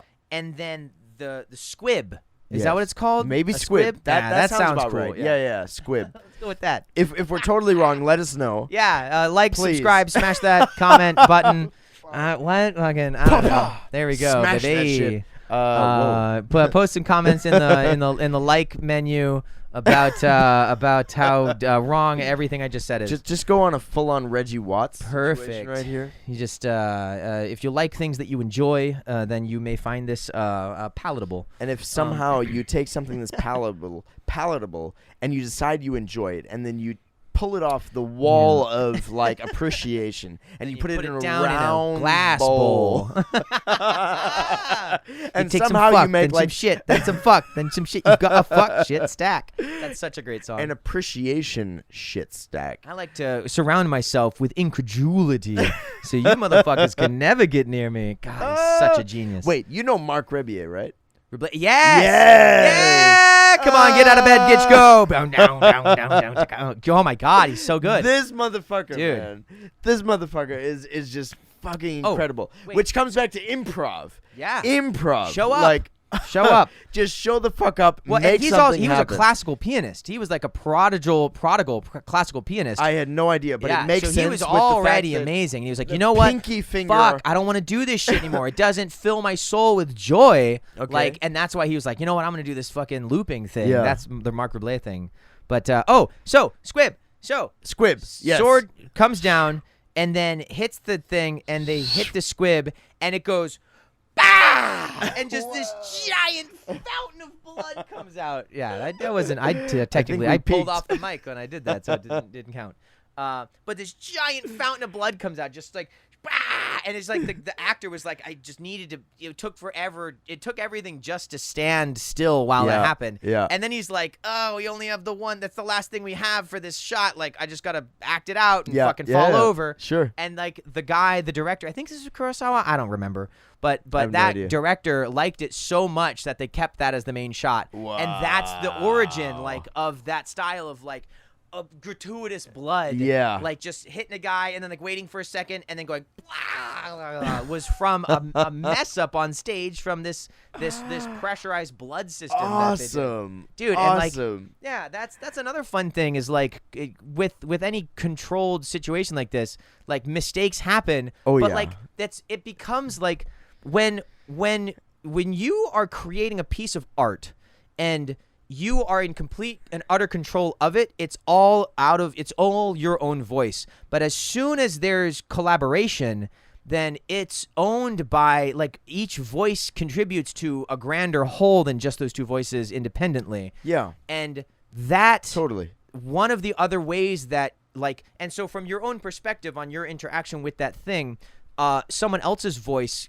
applying interesting things to it and random chance also applying interesting things to it are like the same. They kind of create they elicit the same response in yourself personally. Yeah, and that's one of the things I love about when the more bigger group you get, the more chances there are of interesting things to happen just by random chance too, like that. If it's egoless. If it's totally if it's without a healthy I and need my positive shit situation. to be the real shit. If I Yes. need my shit to be the Fuck one. yes. If it's without that, Hell then yeah. you have an amazing think tank. Yeah, exactly. You have a think tank. And like a weird thing happens and someone's like, oh, that's cool, let's run with it. Like, oh, that's going to be a fun thing too. Yes. Like you can improv, Yes. you can roll with the punches of the shit Oh, you're man. doing. Okay. That's so fucking cool. one of my least favorite directors, but one of my most favorite situations within this type of situation, within let's run with it and just do something. Yeah. It will never make it into the movie. I have the feeling that it will never make it into the movie. But the point is that even if it's just for running with it, for the sake of the crew that are experiencing it are going to enjoy it, or it's going to be a part of the outtakes. Psychology of the situation. It's going to be a part of the outtakes. I hope it's a part of the outtakes. We saw it within the. We had a little bit of like a. In English. A crew party. I have no idea in English. Please, somebody correct me. Is it a rap party or something? No, not a rap party. Not at the end. So in German you have a Bergfest. A Bergfest is like when you've got to the point of the mountain. So you've gone up one side. The Bergfest is the middle. The middle point, you have a Interesting. celebration for the middle point. It's like a And hump then day party. Yeah, a hump day party in some ways. So you can have a Bergfest. You can have a Schnapsklappe.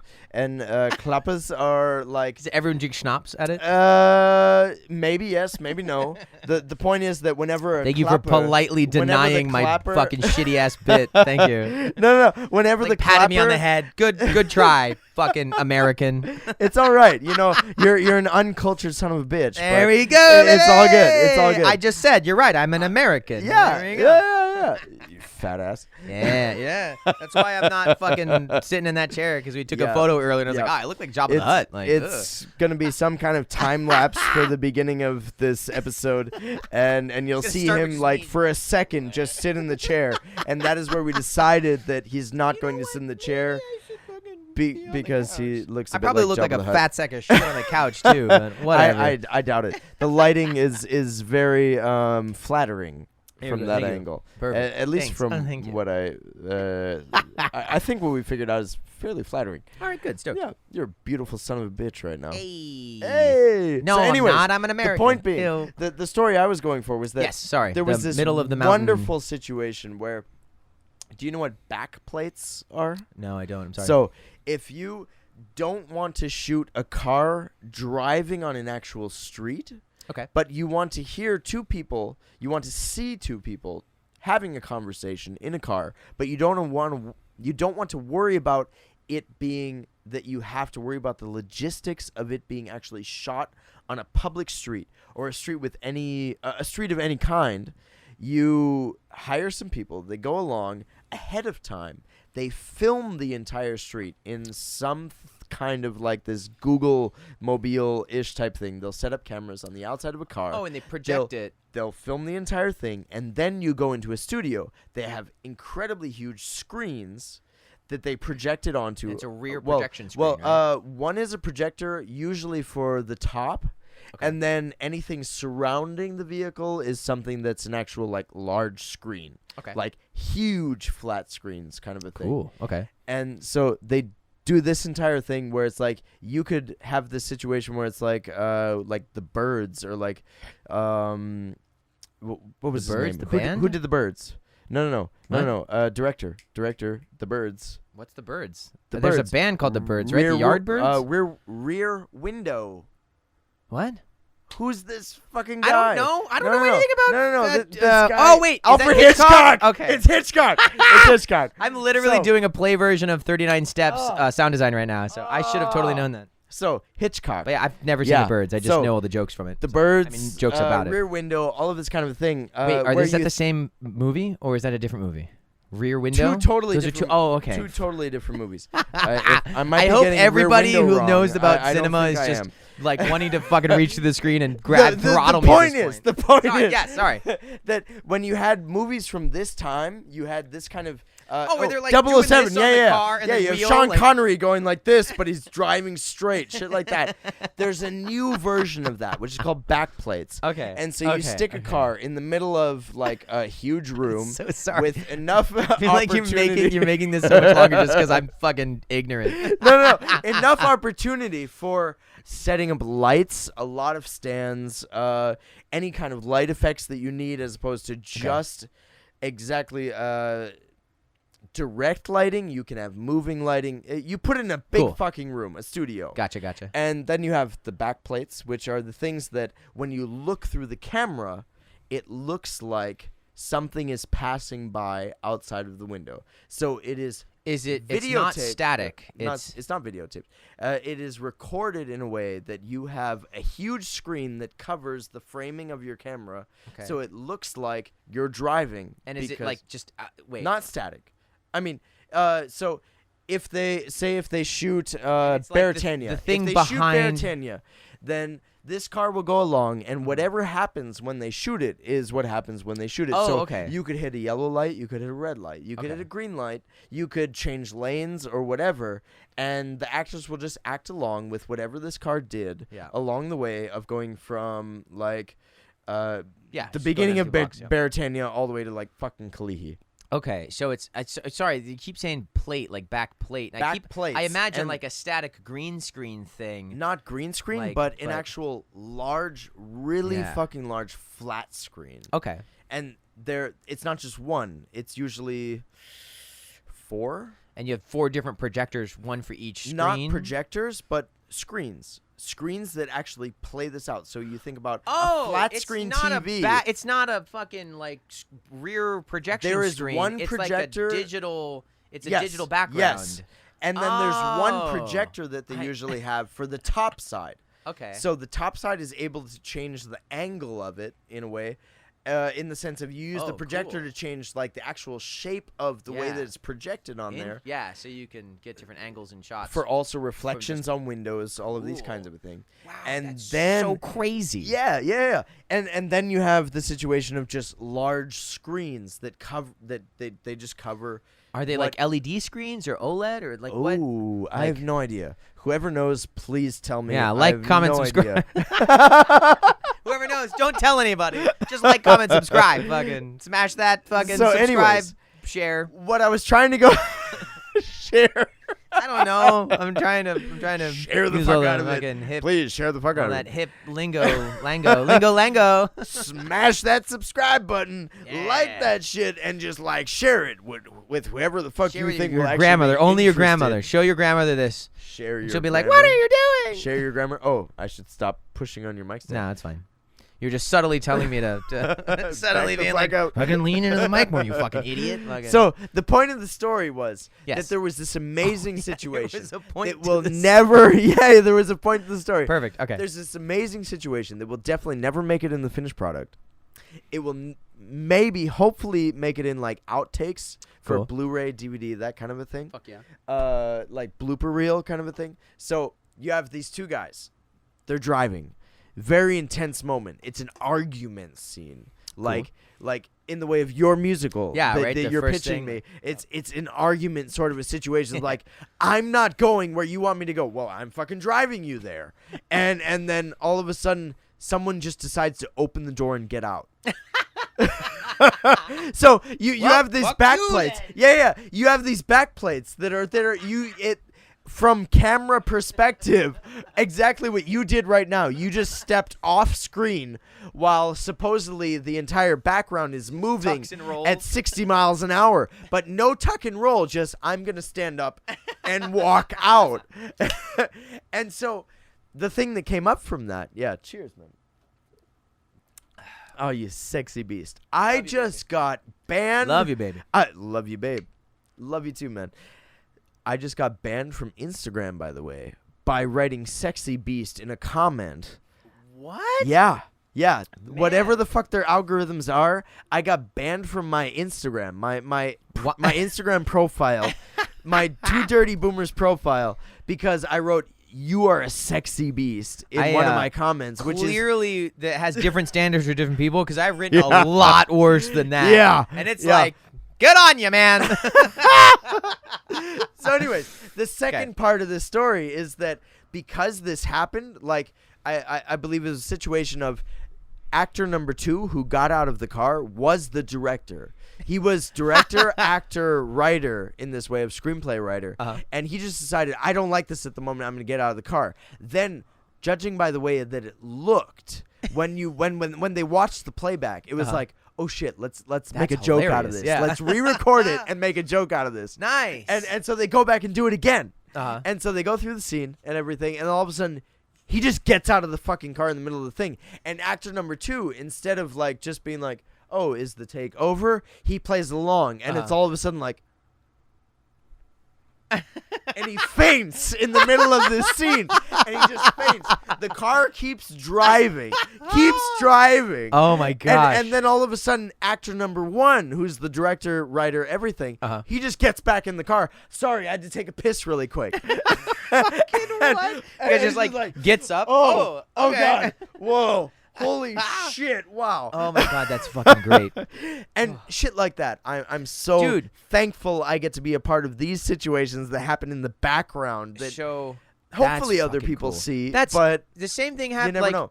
little bit like the beginning and ends of songs when we're working on stuff. So talkback mic that I use is the mic behind your chair. Yes. And it's got a switch on it, but I usually just leave it on. And I put it through the session. Yeah. I record the talkback mic in the same way that I record, the regular mics, because I want to hear what's going on in here too, like in case something funny happens, Sure. Like and so often there's little bits and snippets or whatever, and Yeah. like we keep them in songs. Like we'll put them in Yeah. the front or ends of bits, like. You hear like that's what makes it fun. Like at the Yeah. beginning of a song, you hear like somebody like fuck you, eat shit hippies, and then the song starts, and it's hilarious. Like those are great. It makes it real, right? It brings that into focus for the audience. It brings them into the studio with you in a fun way. One of my favorite examples of somebody doing that really really well is fucking Black Dynamite. That movie Black Dynamite is Black Dynamite. So it was a blaxploitation style film. Yeah. Actually recorded with actual old. It was recorded it was done maybe 5 years ago, I think. Yeah. Maybe a little longer than that. I don't know. I'm old. I don't know how time works anymore. But it was a Wait, modern this isn't movie. Dolomite. No, this is not Dolomite. Black Dynamite. But Black Dynamite is a parody of a blaxploitation film. But the guys who made it purpose of satire. for the purpose of satire. Gotcha. But the people who made it, their whole bit wasn't let's make a blaxploitation film. Their whole bit was let's pretend to be a crew and film production company that would make a blaxploitation film. And so things made it into the movie that were like one of my favorite ones is there's two examples of this stuff that they wrote that made it in, and stuff that accidentally happened on set. That was like that. That was so funny. They were like, let's keep it in, as though the production company that was actually trying to make the movie, like the real quote unquote production company, like ran out of money and couldn't hire a new extra to like shoot the scene from the beginning, or they ran out of film, so they needed to keep the take. And so like there's one where it actually messed up and they kept it in, where there's a shootout at this donut shop and the car pulls up.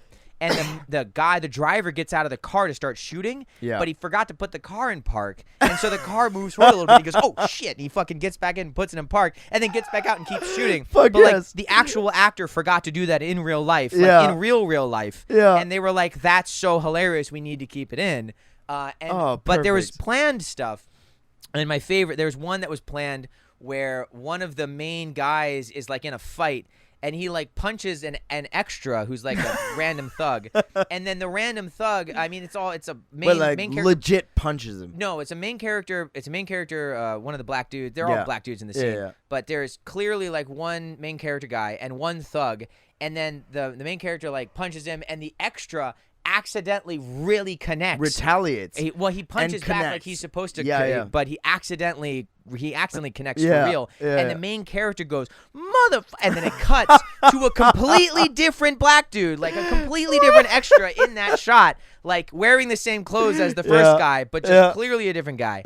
And like fucking and like finishes the scene as though it's the same character. And like that was a planned thing where they were like, no, we wanted it to look like they ran out of money for film, and they just replaced the guy. Oh wow! But the absolute best one is when Black Dynamite shows up at a Black Panther like thing, at a Black Panther like planning meeting. And the actor playing the Black Panther starts reading the cue, like you know, like in italics, this thing in the script that's in italics where it's like there's the setting the mood for the scene, like the direction. He starts reading the direction like it's his lines. As in, So what he says, so Black Dynamite walks in and the militant goes, the militant rises startled. And then the militant rises startled. What are you doing here? And then Black Dynamite's character goes, how did you get in here? And Black Dynamite's character goes, I walked in. And you see him like looking off camera, looking at the director, expecting him to cut. But the director's like, nah, we don't have any more money. We can't. This is all the film we got. So he just has to keep going. And the militant keeps doing it. Like they couldn't cut the scene to tell him don't read the cues, just read the lines. We don't have enough money to say cut right now. Yeah, exactly. Just keep rolling. And so he goes, and Black Dynamite's character goes, who's in charge? And the militant goes, suspiciously, I'm in charge. And it's the fucking most genius. It's so genius. Oh my God! Suspiciously, I'm in charge. God, I love that line so Black much. Dynamite. Black Dynamite. Please look it up. Please check it out. It is genius. Shit. But like, it's a whole group of people who love that part of it too, like the behind the scenes fun stuff. And they made a movie that like incorporated that into the final product. It's genius, and it's a good commentary on the blaxploitation cinema movement that happened and like the history behind it, and like there's a lot of cool stuff going on with that film. Fuck yeah. God, it's so fucking good, dude. Oh my gosh. That was with Ha! I threw that shit before it came in the room. He fights this old guy, this old Chinese guy who's like one of the main bad guys. But you find out the white guy's the main bad guy in the real end of the thing. Of course, it has the man. It's got to be the man. But before that, he fights this old Chinese guy who's like some master kung fu guy. And he has like a 5 to 10 minute fight with this guy. This long fight in the same room. Like it's really hammy and everything. It's really hammy. Yeah. Nice. But earlier, he had like used a boomerang like 30 minutes before, and then fights this guy for like a 5-minute scene, and then a boomerang comes through the window and kills the guy, and he's like standing over his his fucking dead headless corpse going, ha, I threw that shit before it came in the room, like 5 minutes before, like the thing is hovering outside for 5 fucking minutes. Oh my God, dude, it's such a good movie. Oh my gosh, it's so good. there's a short film I saw at one point. They made a cartoon out of it. That's great too. What? They made a cartoon out of it. That's great Wow. too. Dude, Mr. Rogers like fucking straight up like kills these What? dudes that try to like corporatize the Mr. Rogers neighborhood thing. He's like, well, Mr. Rogers has to take care of some business kids, like, and fucking like, yeah, it's great, dude. It's genius. It's such good stuff. Anyway, sorry. What? No. I was Mr. just, Rogers is not that bad. I love his media and he's great. I Oh my God. really Tom Hanks loved- did a good job playing him in the biopic. Oh they shit! made I up. didn't see it. Yeah, it was really good. I Well, didn't the parts see of it that I saw were really good. You only saw parts of it, Yeah, there was like clips online that I remember seeing. They were really good, but I fucking should go watch that movie. dude. Anyway. You need to watch actual full-length films. At I some do. point. Yeah, the Marvel movies. No. Fuck the Marvel movies. Fuck the Marvel movies.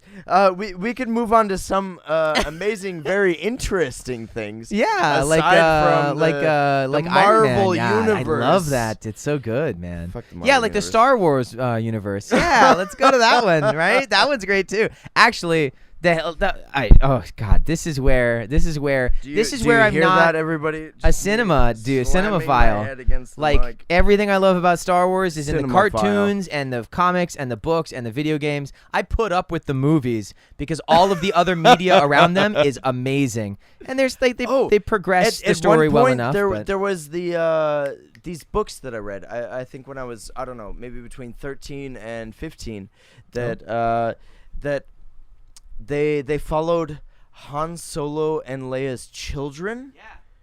I forgot the actual name of them. I forgot too. but yeah. there was a long like The expanded universe books. Oh, totally. And those were incredible. Those were incredible because it went into, I don't know, so many different directions with the Jedis and I forget, but I loved them. The metaphysics of that, the kind of the morality play they explore in that is really fun. Like that, the narrative of things is really cool. Oh, Rebels cartoon. Everyone's going to give me shit because Clone Wars is like the original cartoon that everybody loved. Yeah, but Rebels Clone for Wars me was my favorite. Was pretty cool. I just only saw a couple episodes because of a weird child upbringing. But man. anyways, to just fuck off with Star Wars and move on to something else.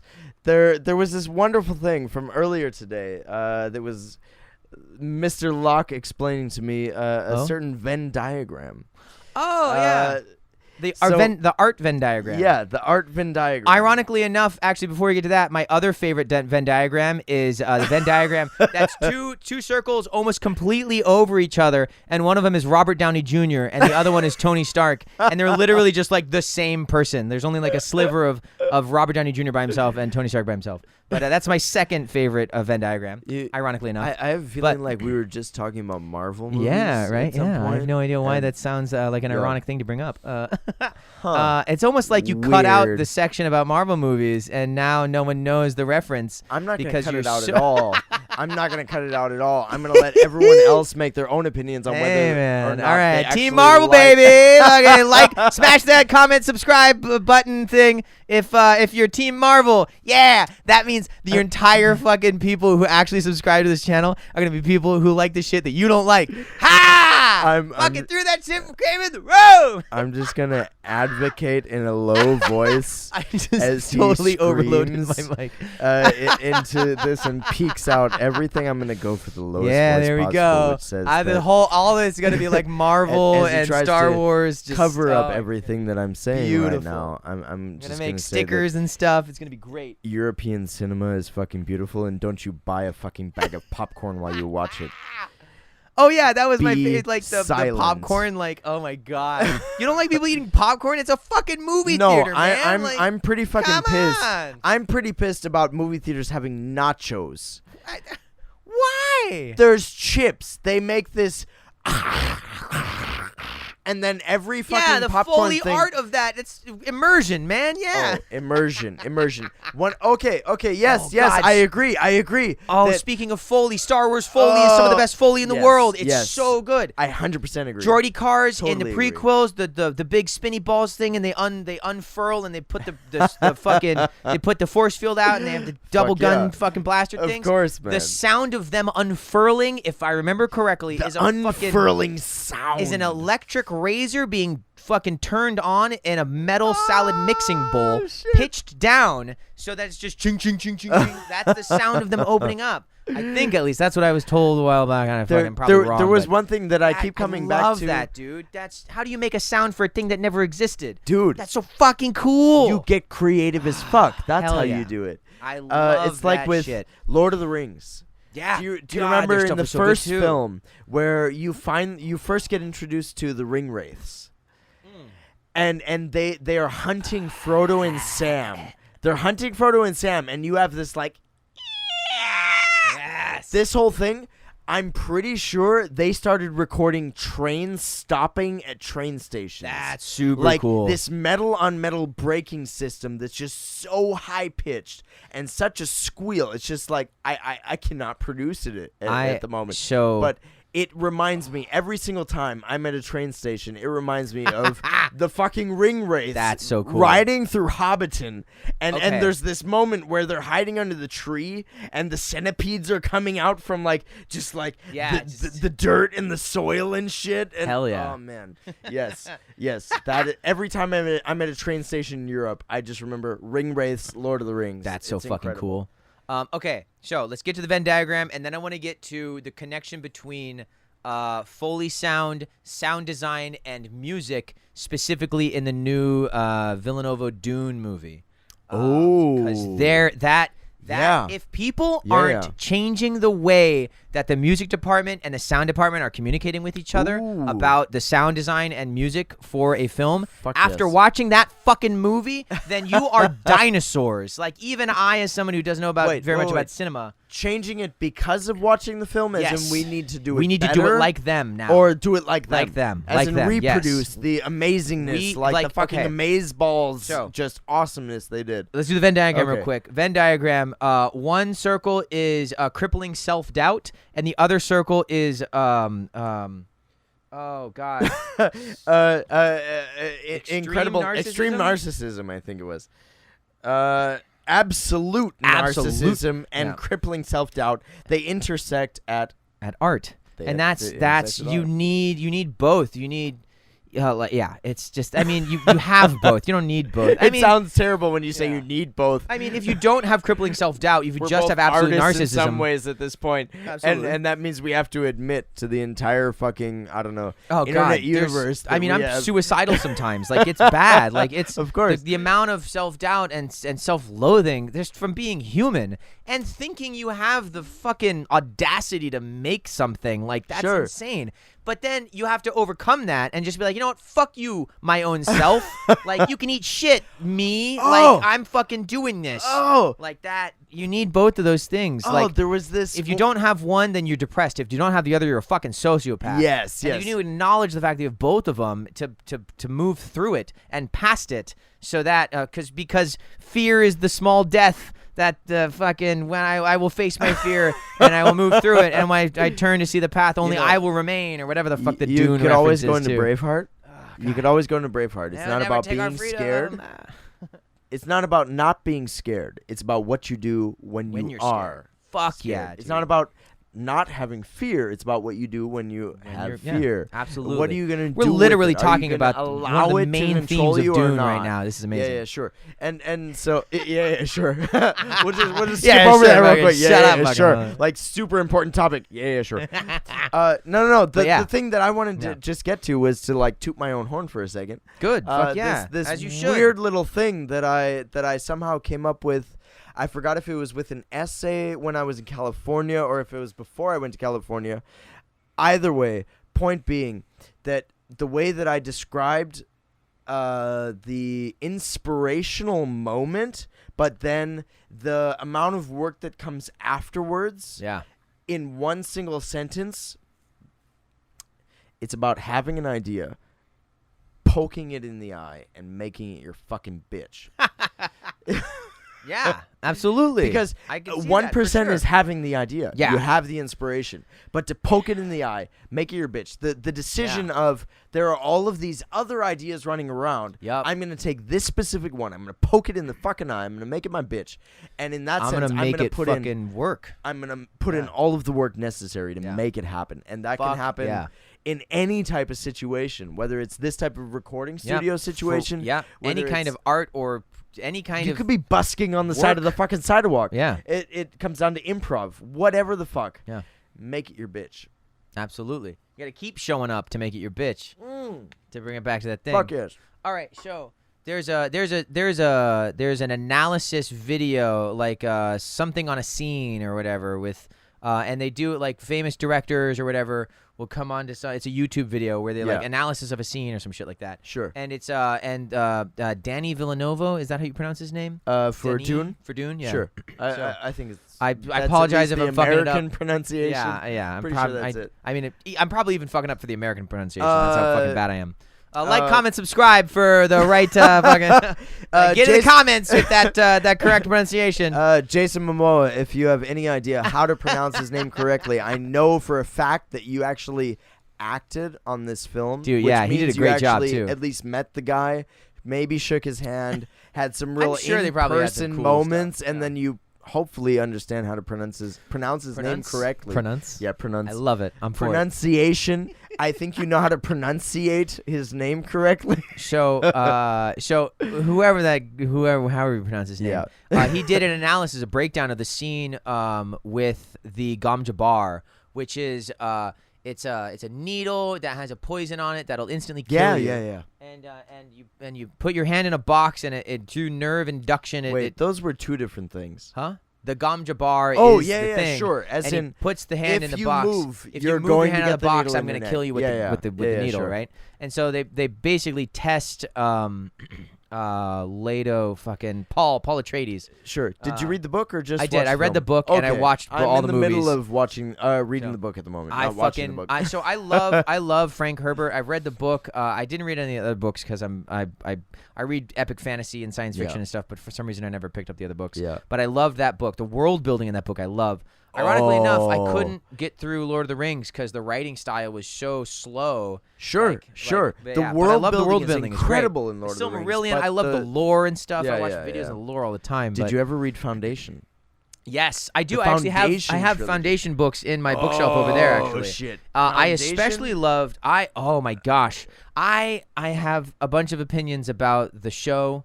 I haven't seen the show yet. It's so we don't can move on expect to it, other topics. Don't expect it to follow the book. It doesn't follow the book. Thankfully, I forgot most of the book. At I this did point. too, honestly, because the books are pretty grandiose. Yes, extremely. I mean, when there's- it comes down to the mule, right? Yes. The mule is definitely a character that Mule's is like not this, even in it.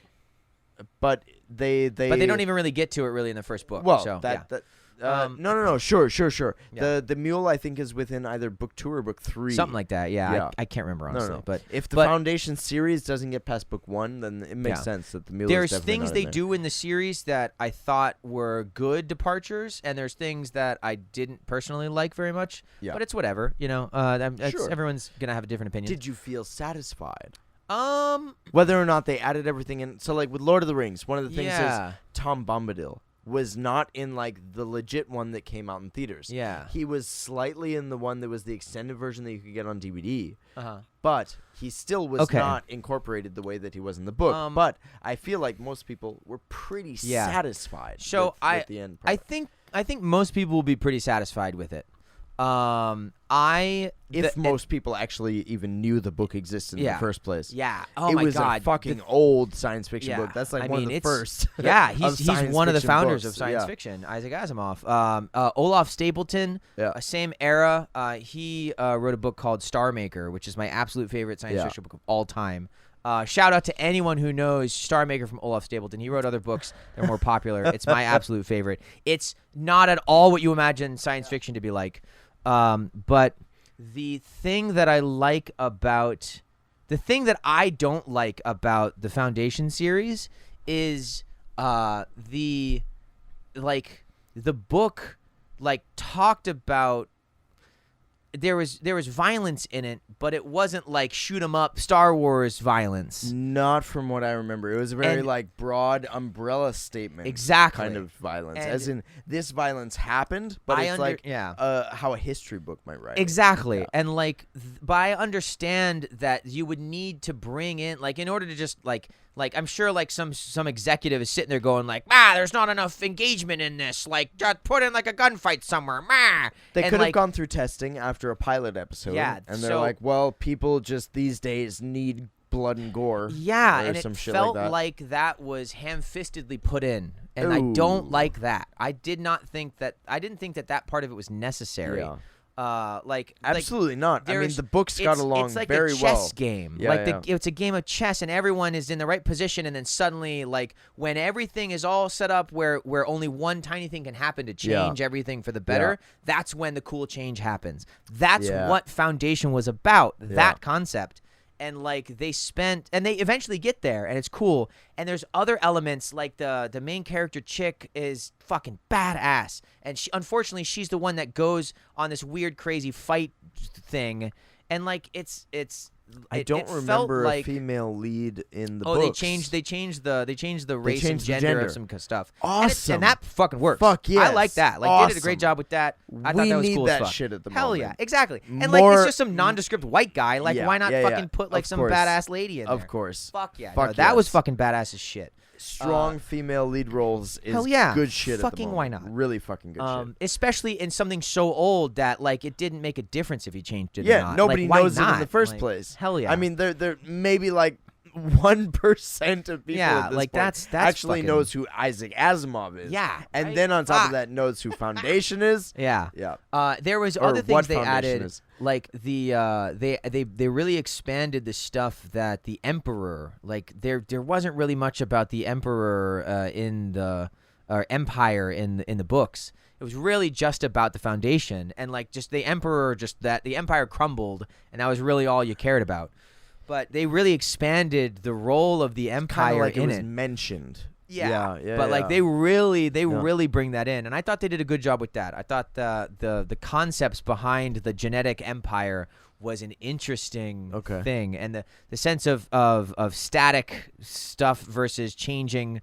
Like there's a bunch of cool stuff that they did, and religion as all this stuff. Religion's they bring, a big one. They bring in a lot of stuff. Yeah, and yeah. They do good jobs with Yeah, all yeah. that. I didn't. Awesome.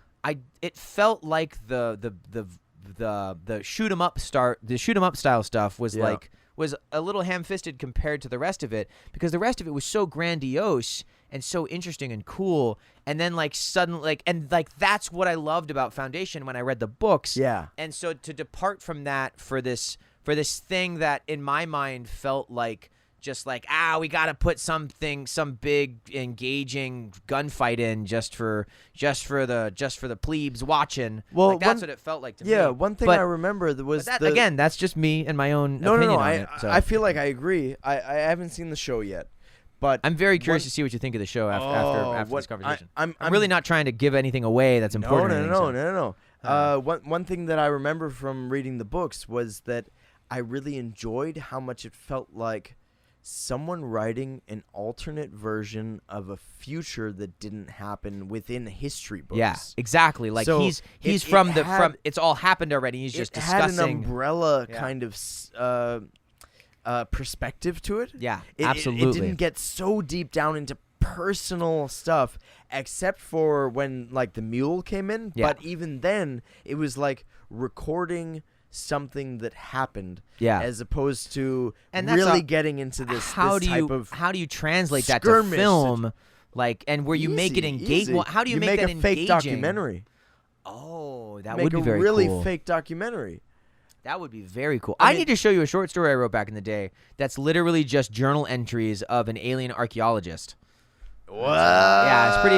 I mean, I had a lot of fun with it, but So that's yeah. film or audio recordings? no, it was a short story I wrote. Okay. Yeah. Okay. Right. But anyway. What so, kind of short? Like really, really short, or nah, like? I mean like 20 pages. Ooh, So like a short story. Nice. Like not a vignette, not Yeah. a novella, but Are you not like proud of it? 2 pages. I'm pretty proud of it. I Should got like we do halfway an through re-editing audiobook it. of it? Let me edit it. I'll send it to you so you can read it if you want. There's another Well- science fiction short story I wrote that I'm even more proud of, actually. Well, But I mean, I wrote these things like 10 years ago, so that's fucking whatever. That's totally fine. If you're proud of them, even if it's 10 years ago, it doesn't matter.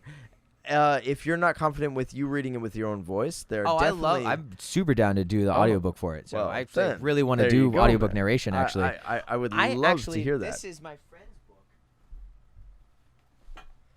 book. My friend, his name is Dan. Dan Connell. Shout out to Dan. Comment, subscribe. But if Dan has a YouTube channel, please like, comment, and subscribe. I'm telling Dan to like, comment, subscribe this YouTube video. I still don't know what the fuck this YouTube channel's name is going to be. Anyways, but we'll figure that out with these two week. douchebags. There we go. But so These he wrote a two book. douchebags. He wrote a book called "Paradise Can Kiss My Ass," and it's a 24-hour thing of a disgraced detective being drawn back into a case to help try and solve it. And I want to do the audiobook for it. It's been like shelved for a while. He has How many another pages? book. How many pages is that? It's it's like 120 pages or so. That's not so bad. Yeah, right. That's not so bad. He wrote another one called Spencer and Kent at 6%, and he loves that one even better. Honestly, like I love this one because it's interesting and fun, Yeah. but Spencer and Kent at 6% is a much better, like it's his second book. This is the first book he ever wrote. That's the second book he's written, and it's fucking good. It's very good. It's a young adult novel. Awesome. It tackles a lot of really fucking heavy themes and elements and stuff, and we're working on an audiobook for that too. Yeah. And I mean, but everyone's so busy with shit, it's hard to get to it, but. Well, I'm being the narrator for this one. Some other cats are doing the narration for the Hard other to one. get to it means just sitting down with a microphone like we're doing right now. And yes. taking the time to just put in. Yes and no.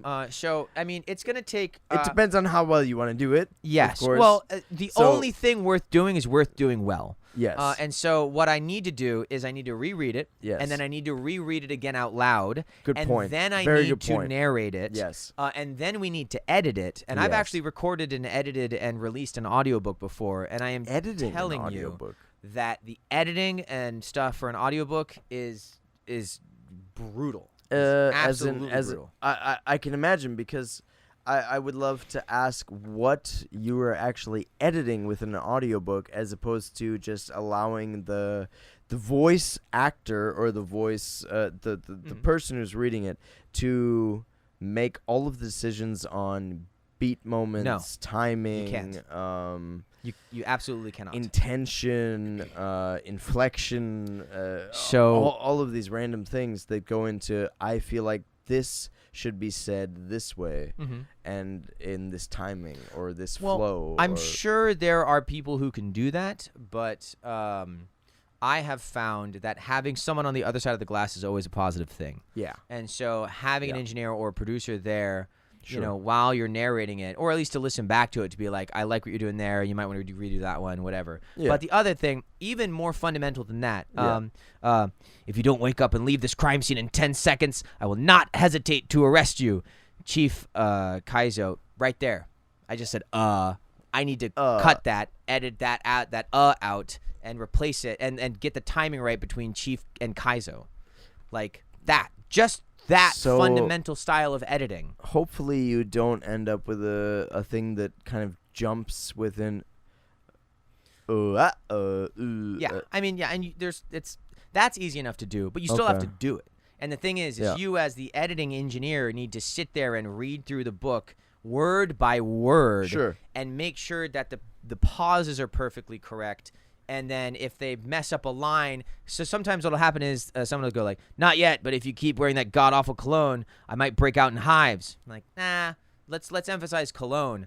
Not yet, but if you keep wearing that god awful cologne, I might god awful cologne. All right, there. I just fucked up again. Yeah, sure. So you'll just keep rolling and just make points of like, well, we're gonna edit that later. Gotcha. You don't want to break their flow. Gotcha. And it's not like you're gonna read the book 3 times through just because you fucked up the first word in the 5th sentence of the book. Correct. To get an entire take that counts as you're perfect. just gonna stop and then go a sentence back and start from there. Sure. And then you're make flags and then go back and post as the editing engineer and address each one of those flags by editing it down. And that process takes 10 times as long as the actual reading of the thing.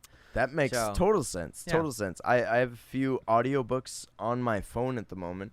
You that can hear the my- mistakes in it too. Every audio 100%, book, you'll hear it. 100%. Like they'll do a line and they'll stop and do the line again, and you're like, what? Well, And there it's is because no they've- double lines. It's done by a friend of mine who's Oh, a interesting. musician, and he just decided it's a side project. He's Nice. gonna take on a different stage name, which he's used before for like an Cool. alternate side project kind of a thing, Mhm. and it's gonna be Jake the Drifter, Cool. who is reading audiobooks, or he's reading a few stories from a painted. I think it's what was it? A Painted Man or Oh, I've heard of Ray that. Bradbury. Yeah.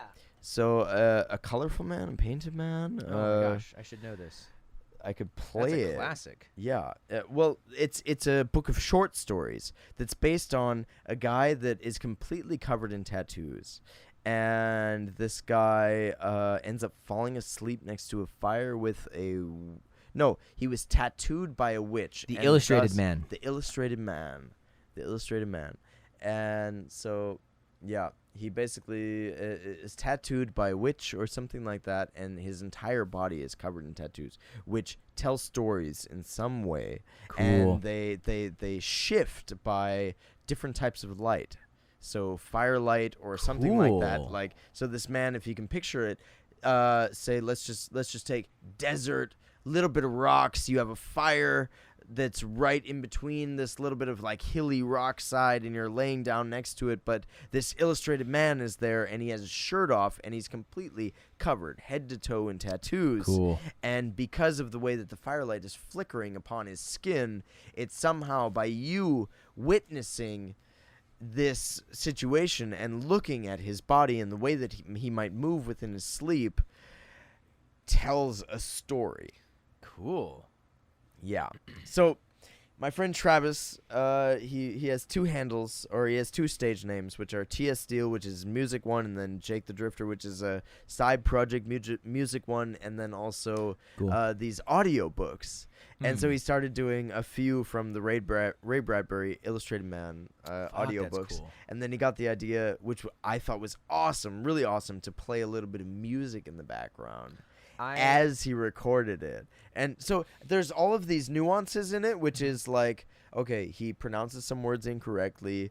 There's some timing that's definitely incorrect, but I will... But it I feels would like love your to- grandfather telling you Yeah, the story. For sure. Like, alright, If you're cool, sitting nice. next to That's a fire, cool. Yeah. you're looking at this illustrated man. You will get this experience that somebody is telling you a campfire story, and it's not that it is a perfect rendition of some Shakespeare stanza or anything like that, that it just flows perfectly. That is cool. I There- will admit that There's a beauty in the that. imperfections. Yeah. There's a lot of beauty in the imperfections. That I definitely like. Explaining it like that makes sense. And in that Yeah. case, that would make sense to have that kind of thing. But you would need to rehearse that. He would need to know those stories inside and out to really be. That's storytelling. That's not audiobook narration. He's a good storyteller. And you need to be a decent storyteller to do audiobook stuff, but knowing that you can edit it, like, kind of takes some of the... It's like the difference between a pressure. stage actor Takes off and the pressure. Yeah, exactly. Yeah. A stage actor and a film actor. A film actor can do the same scene over and over and over and over and over and over until they get it right. A stage actor Yeah. needs to be... I mean, depending on the film and Sure. depending on the thing. Depending on the director, depending on a lot of variables. Exactly, But yeah. usually You have more control in film than you do have on an stage. opportunity to do it more than once. Exactly, Yeah. yeah.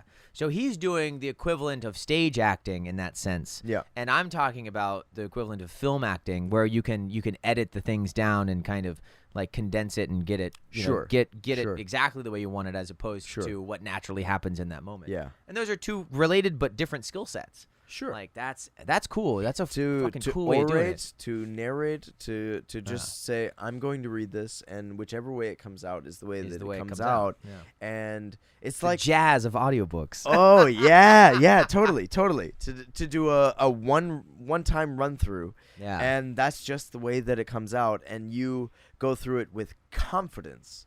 Yeah. You have the ability to read ahead but speak later. Yeah. That's a That's wonderful hard. thing. That That's is a wonderful hard thing. to do. That was something that I've come across a little bit, some slight moments that I've been able to do, like when I was reciting these little lyrical things for the musical, to you and Jabari. I need to remember his name. Sorry, bro. Sorry. Like, comment, subscribe, Jabari for Jabari. for Southern Baptist Sinister Andrew Gospel getting music. your name hard time remembering. I don't know if I can know. I'm sorry. Jabari. Just like, comment, subscribe for me overdoing this like, comment, subscribe bit. Your hair I'm is done. fucking gorgeous. Dude, yeah, his dreads are amazing. Oh my, his locks are amazing. I don't even want to call him dreads. He's got fucking locks, dude. I have dreads. These are fucking dreads. Who gives a shit? They about look this? like if Prince, God. Prince had They're dreadlocks so good, or dude. something, like a God, his hair is perm. amazing. But actually, ironically enough, there's a cat that was downstairs in the old old venue space that just Trying closed. to attack you with a machete. No, his name was Luana. His and name- he his had name amazing was dreads Luana. too. His name was Luana. Okay. And he also had amazing dreads. So Black guy? no, white dude. A white dude with Yeah. amazing dreads. Yeah, they were. You mean really, other than yourself, I- who I- has an incredible dreads are okay. non-rat's nest version of dreads going on? Like you have mean, an incredible. You know set what? I of miss dreads them at the being moment. purple. They used to be purple, and I miss the fact You can that they still were do it? purple. Yeah. At any point in time, you can do that. All the things that were bleached and dyed purple all fell out eventually. Like I've lost like Oh. 3 feet worth of dreads from when I Whoa. was bleaching and dyeing them purple. Just like burned out, brittle, Yeah, it just disconnected. fell off basically. Yeah. Done. But so that's I mean part of the reason I don't want to do the purple anymore is because it's just so much upkeep. Like it's already a lot of upkeep to keep it nice. Just like dreads in general, you need to upkeep them in order for them to look good. Yes. And then on top of that, you add color to it. Like my bathrooms are stained purple everywhere for years. Like, I mean, my mom's bathroom was stained purple for years because that's when I was dyeing them purple. Sorry, Mama Lynch. Yeah, thanks. Like, comment, subscribe for my mom because she's super cool. Also, I'm sorry, Mom. I probably swore infinitely more times than you would have hoped I would on this inaugural podcast. Yeah. Inaugural. Thank you. Yeah, there we go. Thank you very much. That's the name of it, inaugural. Fitting fucking moment at the moment. Inaugural podcast. It's a horrible name. Please don't name it inaugural. Well, I mean, at this point, we no, it's not going to be named inaugural, but the fact that we are recording the first episode of this podcast, it is the inaugural podcast, completely, 100%. And oh fuck yeah, I couldn't have chosen a better one. Hell yeah! Oh hell yeah, man! I'm stoked. When are we going to end this? I have no idea. How long is this? We're at like 5 hours or something. No, we're not at 5 hours. What but are we I at? think It's we on the might top, be coming up it's- on 3. It's on the top thing. Was that like 240, 250? Is that what that says? We are at 217 on the audio recording. Oh, nice. And then we started And on the maybe- video recording, I think we're maybe around 2.5. All right, nice. Well, there we go. So this isn't just the inaugural. This is the primary, secondary, and tertiary. Here we go. You got 3 episodes out of this, baby. Let's keep going. Let's go to 3. Let's go to 3 hours. All right, we got another 25 minutes. Sure. What the fuck? All right, so now that we've got 2.5 hours in, what are we supposed to be talking about? Yeah, what the fuck are we supposed to be talking about in the first place? One of the things you mentioned earlier was boom operator and how boom operation is music and film audio. What is it? Film audio or boom operation pulls from music the way the music pulls from audio. Or sound pulls from music, music pulls from sound. Let me go back to it for a second. So that was cool. We're going into boom operator philosophy. Boom operator. Fuck. You're supposed to say smooth operator. No. So Nah, if you're a boom operator, you got to be smooth already. yeah. There If we you- go. If All you right. just want to, That's the bit I should have done when we did that bit fucking 2 hours ago. So what we ended at was good sound depends primarily on 3 crucial factors: mic placement, and mic placement. Location, motherfucker. Location. I will. I mean, okay. So obviously the first one is obvious. The second one creates the pattern. The third one should be mic selection. Mic selection, as in Yes. type of mic. Type of microphone you're Gotcha. using. So, Any way you want to nerd out at the moment, all right. go for it. So there's Go for it. There's two reasons, two general reasons. One is to highlight, and one is to reduce. And so, if for instance you want to highlight a particular thing, for instance, if you want vocals to be beamy and really come through a mix really nicely, then instead of using a very large diaphragm condenser, maybe try a pencil condenser. Use a smaller diaphragm condenser that's going to get mids and upper mids really well. If you want, and so you're using the mic selection to specifically target a particular frequency range that you want to capture well. Yeah. Or the opposite can also be true. Say, for instance, a drummer, in order to get a drummer to play well, you want that drummer to play each element at the volume you want that to be at in the final result already. Okay. Whew, let me say that in a better way. You want the drummer to mix himself or herself while they're playing.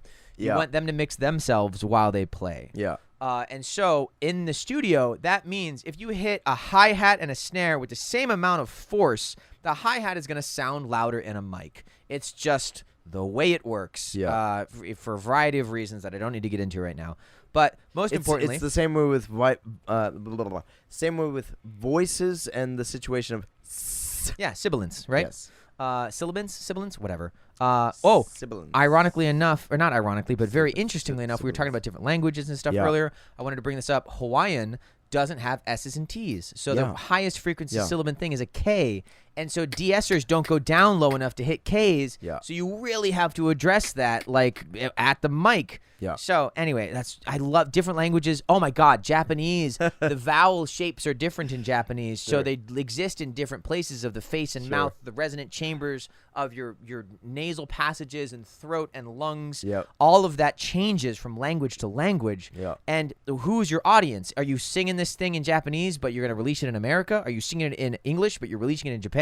Sure. Like, change the way you're inflecting vowel sounds in order to be heard by the audience you want. Like, language is important. Learning linguistical senses of frequency, content of your vibrations in your face is important. So in that shit sense, blows your my mic, mind all the time. your mic choice would change. I'm sorry, I on nerded out language. a different thing in that sense. No, so the language thing is just a fun thing that I enjoy thinking about a lot. Well, I mean, if someone or if a particular language concentrates on specific sounds because they have certain syllables or vowels, which produce a certain sound, that would be a little more frequency. subtle. I think that would be more performance based than mic selection. Yeah. Mic selection would be where you want it to sit in the mix. Gotcha.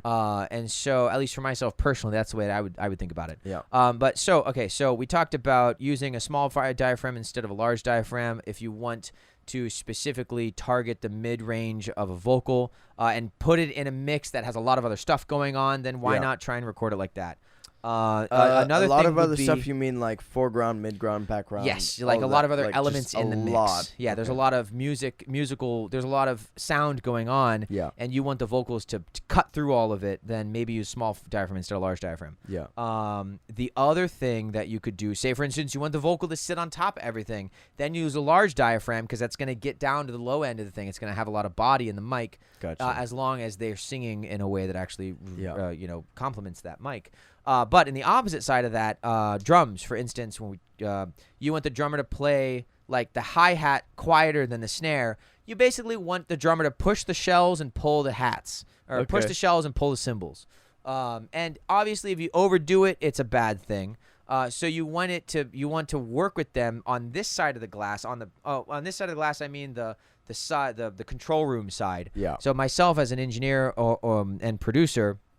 Technically, it should only be a producer. The engineer shouldn't have anything to say about any of the stuff that I'm talking about right now. The engineer should sit there and wait to be instructed on what to do, and say. And the producer should say, "I want this kind of sound. I want these kinds of things. I want this kind of this element in this mix." And And then even some people would say the engineer shouldn't even say, all right, well, that means I need these kind of mics and this kind of setup and this kind of whatever.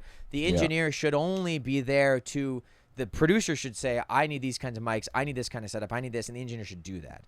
But nobody has a budget for delineating those kinds of roles anymore, so everyone is basically an engineer and producer if they're on this side of the glass, unless it's a big project.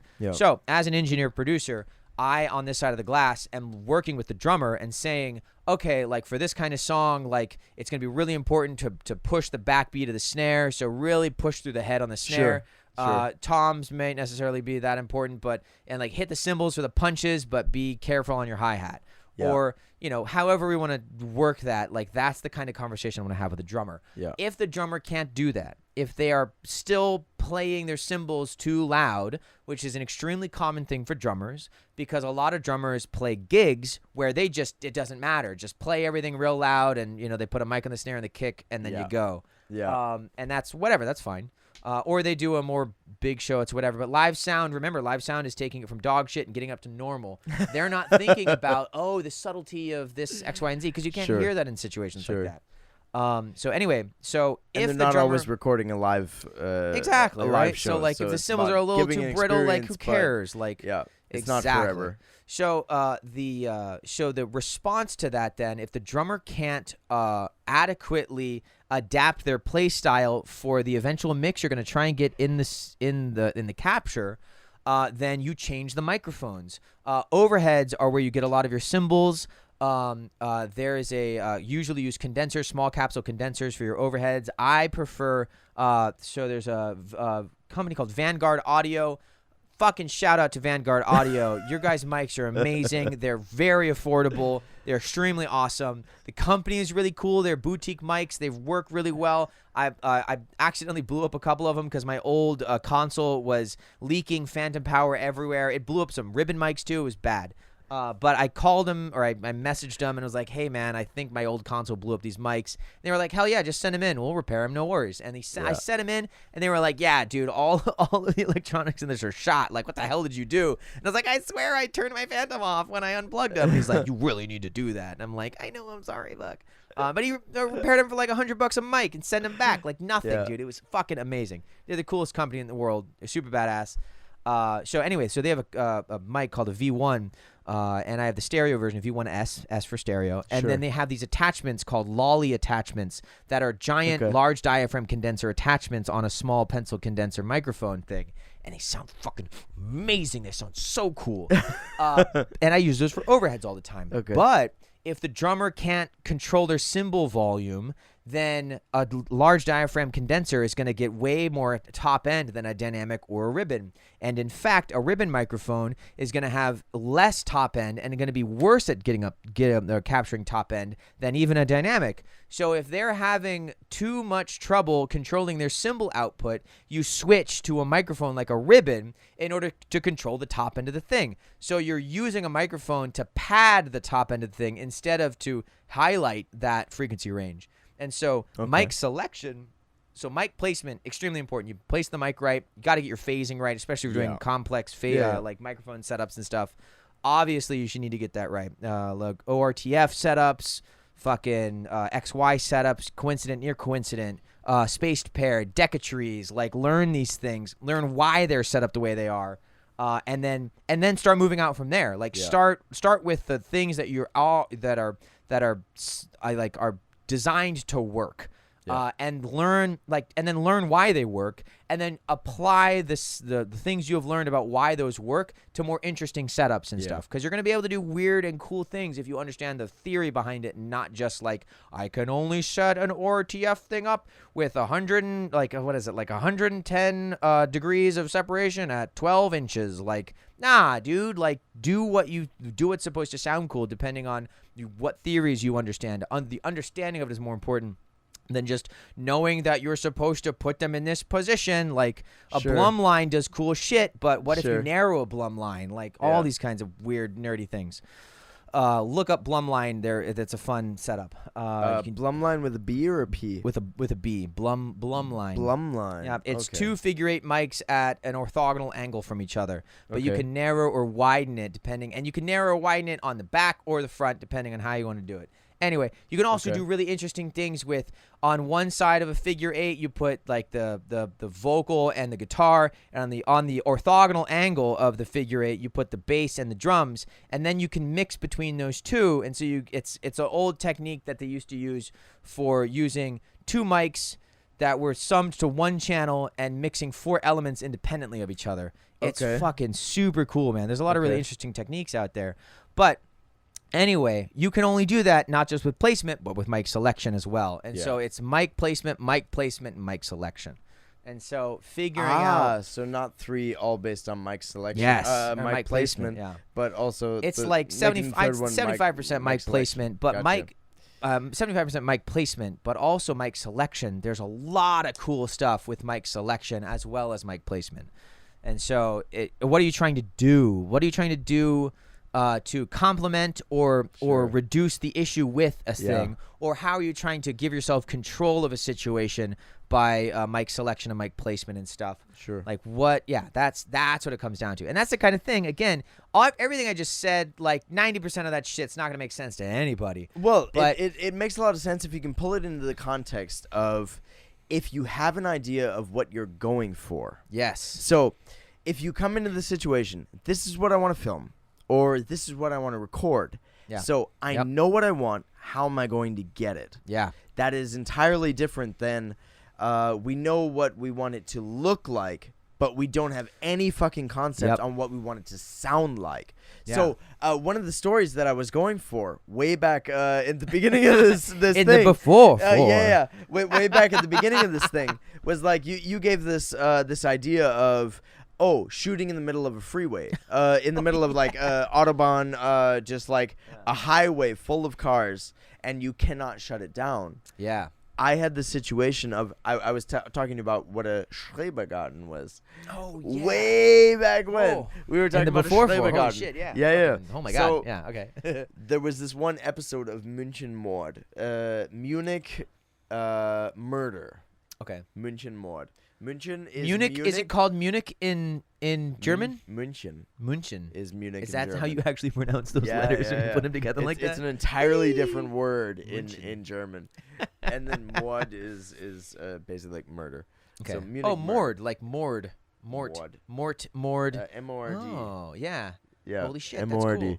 Oh my And- god, it's the same fucking root language. I forgot. Before we go back on that, Yeah, sorry. Oh my gosh. huge tangent of the root languages and whatnot.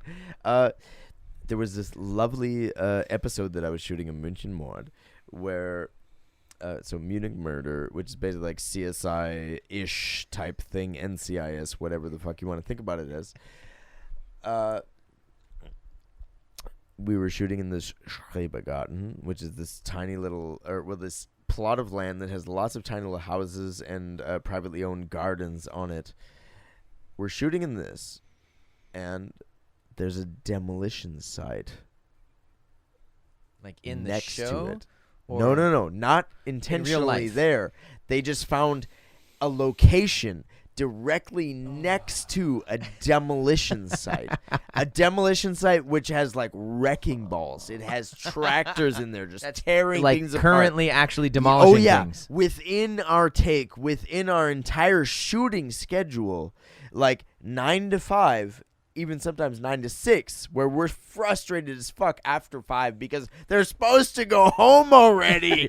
We should have 5 to 6 as And- just like clear, And they've perfect been sound. they've been delayed because they're like, holy shit, someone's shooting a movie next there's to us. And someone they're like, shooting over there. Oh man, they keep getting distracted. And they're like, Whoa. we gotta go late, you guys. You guys keep fucking. And then the amazing part on top of that, if that wasn't frustrating enough for sound and maybe even video, because you get fucked over in the situation of, well, the sound was shitty, we got to do it again, was there's a car wash. There's a fence on the side of this little hut that we're shooting in. There's a fence, and directly on the other side of the fence, the border, the Grenze of this Schrebergarten, there's a fucking car wash. That's So going late no matter the what. production just chose this little hut that we're going to shoot in. And no one in no the one video discussed it can with see sound or Yeah. anything. Like they're just like, looks great. Yeah, Like, looks done. great. But there's a fucking car wash and then a demolition site of an entire building. And then on top of that, to make it even better, was every pathway through all of these tiny little buildings and gardens, which we're shooting in, to have dialogue, walk and talks, all of this is gravel. Gravel. Sounds fucking. Yes. Sounds beautiful. Incredible. Oh my gosh. It was one of the most amazing things to just figure out. How did you do it? How did you solve the problems?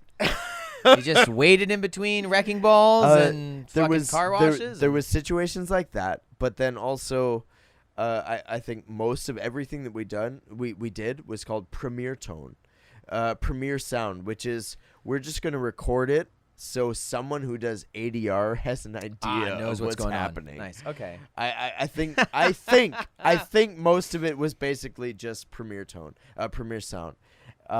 I have no idea as far as post. I have no idea after what I did, Yeah, but most of it was you fucked. just can't do anything. Most of it was nothing fucked. you can do about that situation. at that Unless point, someone right? Yeah. was standing still Yeah. and you had the opportunity that like little carpet mats were outside of the actual like Shot? screen No. and the shot. There was almost no way to get rid of the gravel. How? Okay, I have a Yeah. question for you. Sure. How does if someone's like, all right, this situation is untenable for sound, so we're just gonna do premiere Untenable shot. as in impossible. As in Yes, as in we are not going to be able to capture the audio we're going to be using, so Sure. we're gonna do something like this. Yeah. So just focus on premiere sound. Yeah. How does that change what you're doing? Does What that change I'm what doing you're doing specifically? Yes. I will give a little bit of safety.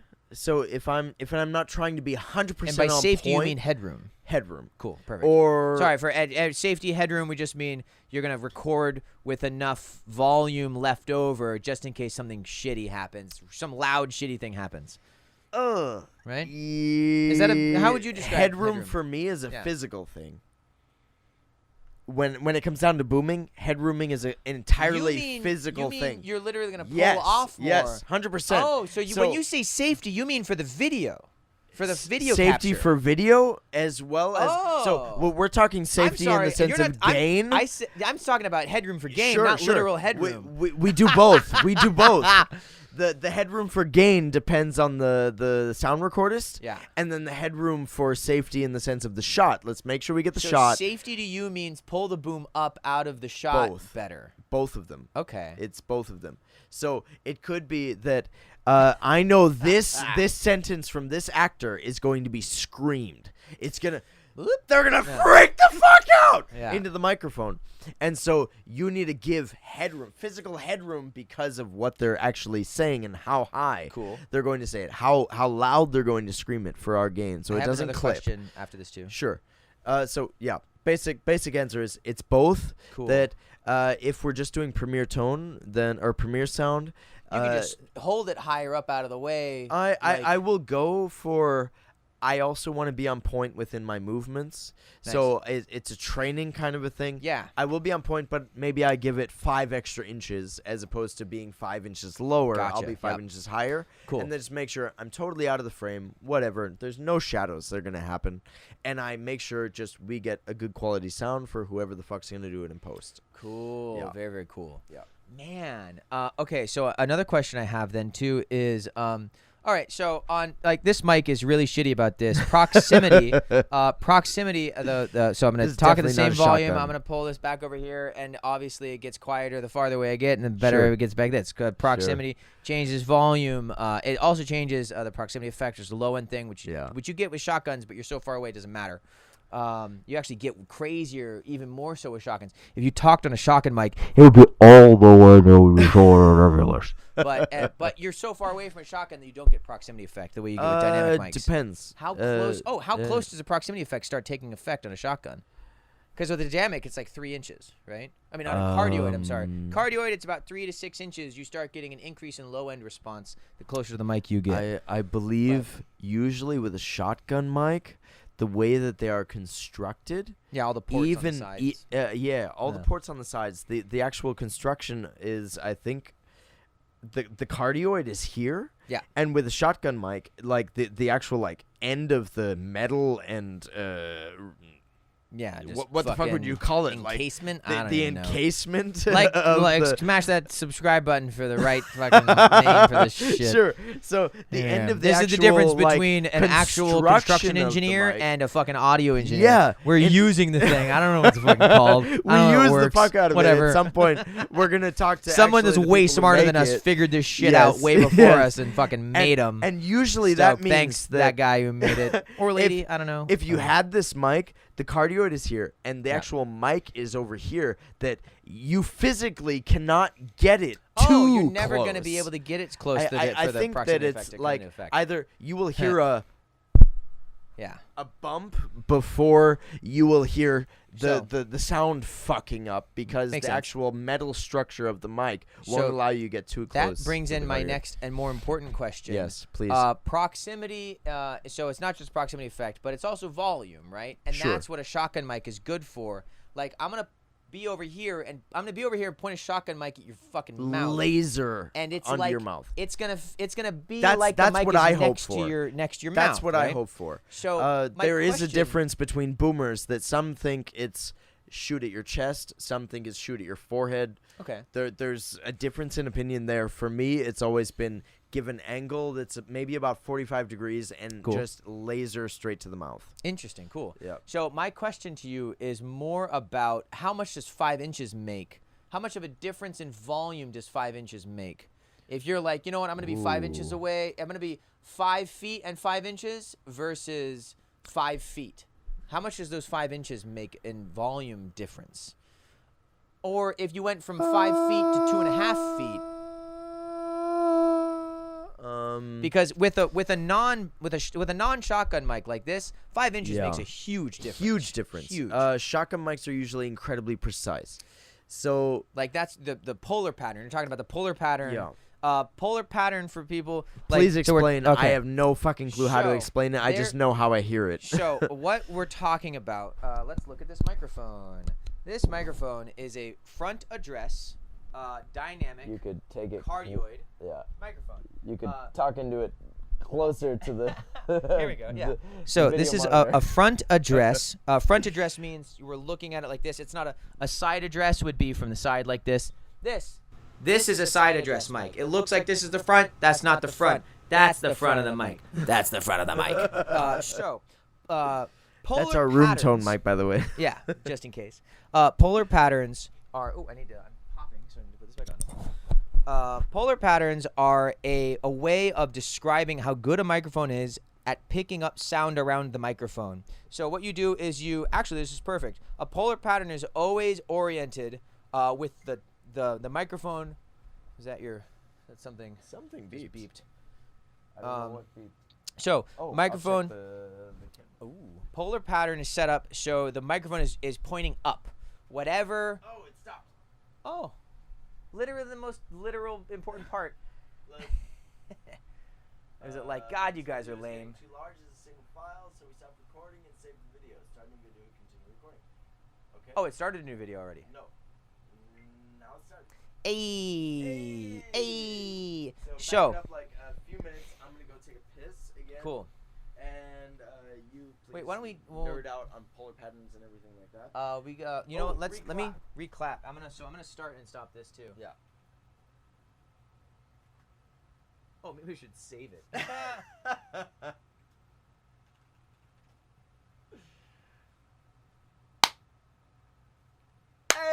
Hey! Actually, I'm just gonna wait till you get back because polar patterns are important for you too. Yes. It's gonna be the intermission.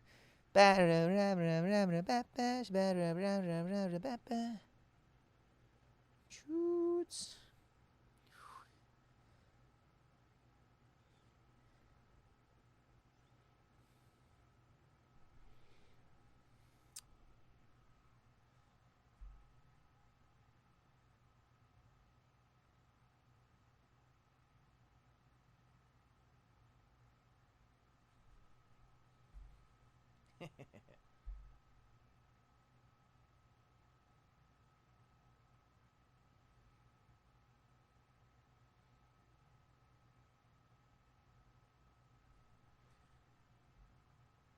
Hey, I'm on a podcast right now. What's up? Cool, perfect. All right. Okay, bye. Oh. This is my favorite part of the podcast. I'm probably, I'm either talking to myself or whoever's going to edit this. Hi, how are you? How are things? This is probably clearly not going to anybody who's going to actually fucking watch it. Anyway, so that's it. Hey. Hey, my friend David is going to swing by. Woo! He's gonna run an errand. Immediately or? No, he's going to run an errand and then come by in a minute. Cool. He just got off work. He's a bartender. Awesome. All right. I also Where's he need to use the bartending at? restroom. He bartends at Hawaiian Brian's. Oh. Is what's his face still there? Son of the owner. Oh, yeah, Lee. Yeah, Lee. Yeah. Oh yeah. Lee's Is like Lee the still manager. around? Oh hell yeah. Oh Yeah, shit. dude, Lee's the fucking man, dude. Lee was the guy that gave me my first pool stick. Dude, Like fuck yeah. my own. It was called Cool. Excalibur and it was blood red and I think it was like a 16-ounce pool stick. That's badass. That I was don't just know anything about it was that, but- fucking incredible. Anyways, go take a Okay. piss. Okay, I'm gonna go take a piss and then we're gonna do. Please relieve yourself.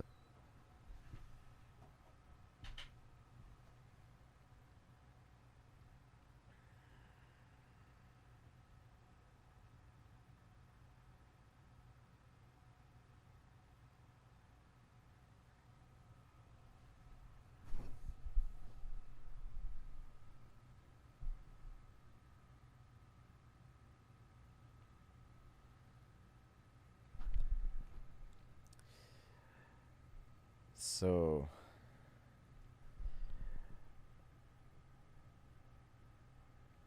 well, some of these things I will leave for whenever Mr. Lock Lynch gets back into the room. For me personally, this is something that I have on my Instagram, which is one of those little circular thingies that's like all lit up on the top or whatnot, where you can just put in stories that happen at some point. And on this Instagram, the Two Dirty Boomers Instagram, it's the Dirty Boomer philosophy. It's something that I acquired from someone else who acquired from someone else. So I acquired it from Christopher Harris, and Christopher Harris apparently acquired it from Don Barto Sr. That's at least what's written on this page. And it's something that I have done my best every time I walk into set to adhere to. And this is what Lock Lynch and I have been going over. So sound and music follow the same rules. Never hesitate to instructively apply the rules of one to the other. The best solutions to audio problems are usually acoustical solutions. So a lot of this comes down to situations like if you have a certain room where you have sound reverberating off of either walls or ceilings or window panes, or say you have something that's totally dampened by very soft furniture, curtains, stuff like that, you have an entirely different audio quality based on what's inside the room, how empty it is, how not empty it is. We had that situation one time last year in Hamburg where my sound recordist and I were shooting, and I think it was on the last day where we still needed to record something within a room which was like a squid dance off camera. Woo! We still had to record something within a room which was kind of like a wild track. I believe in English it's a wild track. In German it's a Nurton, as in like only sound. And the props had come along and stripped the entire room that we had wanted to record our wild track within. You're not talking about And room tone, are you? so we wanted to do a room tone kind of wild track situation. Wait, room tone is where nobody moves and you just hold it in the room so you get like noise floor to use for other things. Yes. So I believe the situation was that we wanted to record a wild track. Okay. within the same room. that's where you're actually that it making happened. noise and doing weird shit or yes, something, without the whatever you're doing. camera. So like, say we redo a couple lines of dialogue or something like that. Oh, but do with- it in the environment. Within the environment that it was Fucking originally cool. created. Absolutely cool. Yeah. And but if the camera Thank doesn't need you. to roll That's- it on it, then we don't roll the camera on it. And I believe in Hamburg this last summer we had the situation where, because it was the last day, they cleared out the room already. So they cleared out the set. Okay. Yes, I would love some more alcohol to inebriate. So the situation was they cleared out the entire room by the time we wanted to go back in and record it, and so the entire room sounded entirely different. Yeah, which is fucked. Entirely different. It sounds empty as fuck. Basically defeats the whole purpose. If you could twist that open on camera the way that you twisted it open off camera earlier, that would be incredible. I know how to do it myself. It just looks badass. It's not a fucking big thing. It's literally just. That was a hell of a lot smoother last time. Yeah, that's because I'm on camera. I'm all fucking. My You're forearm's nervous all and shy. shit. My forearm's all shy. Cheers, motherfucker. Cheers. Love you. Love you too, man. Okay, so what did you do? The unfortunate circumstance was a situation where people hated my department for asking, "Can you please bring the stuff back so we can get the actual sound?" Again, Yeah. like they made a mistake, and you're like, "Well, we got to do it like this." Well, that situation isn't necessarily a mistake. Mhm. So that just comes down to ignorance, and this is something that I'm really hoping to push forward with Cool, this type okay. of podcast, Heck yeah. this type of discussion. that is a much better way of is putting it. I'm sorry. Understand it before it happens. It's preventative education. Yes, It- absolutely. it is not about saying one person was wrong and one person was right. It was just people end I up doing absolutely something stand corrected. You're without absolutely correct about that. understanding that they were doing something that fucked Yeah. over other people within their job. Yeah, you compartmentalize departments too much, and Yes. then you don't know what's going on. So, Totally agree. Totally agree. Okay.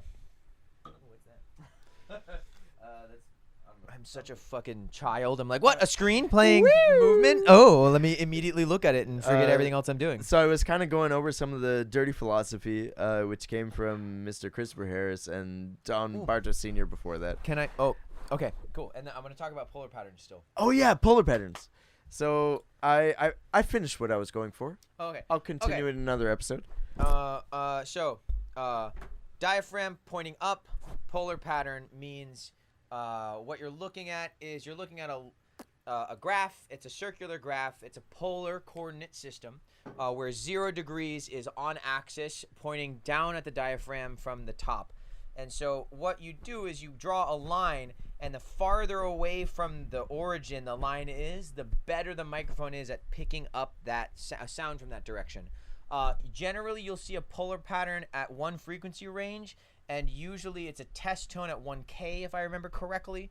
But you generally want to look at. You can look at one frequency range, 1K, and that'll give you the general idea for the polar pattern.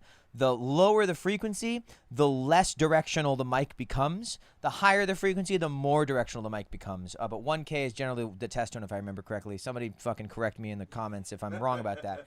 But what you want to do with the polar pattern is you're trying to describe how good this microphone is at picking things up from different directions. And so if you're talking into the back of the microphone, you're not going to get a lot of volume.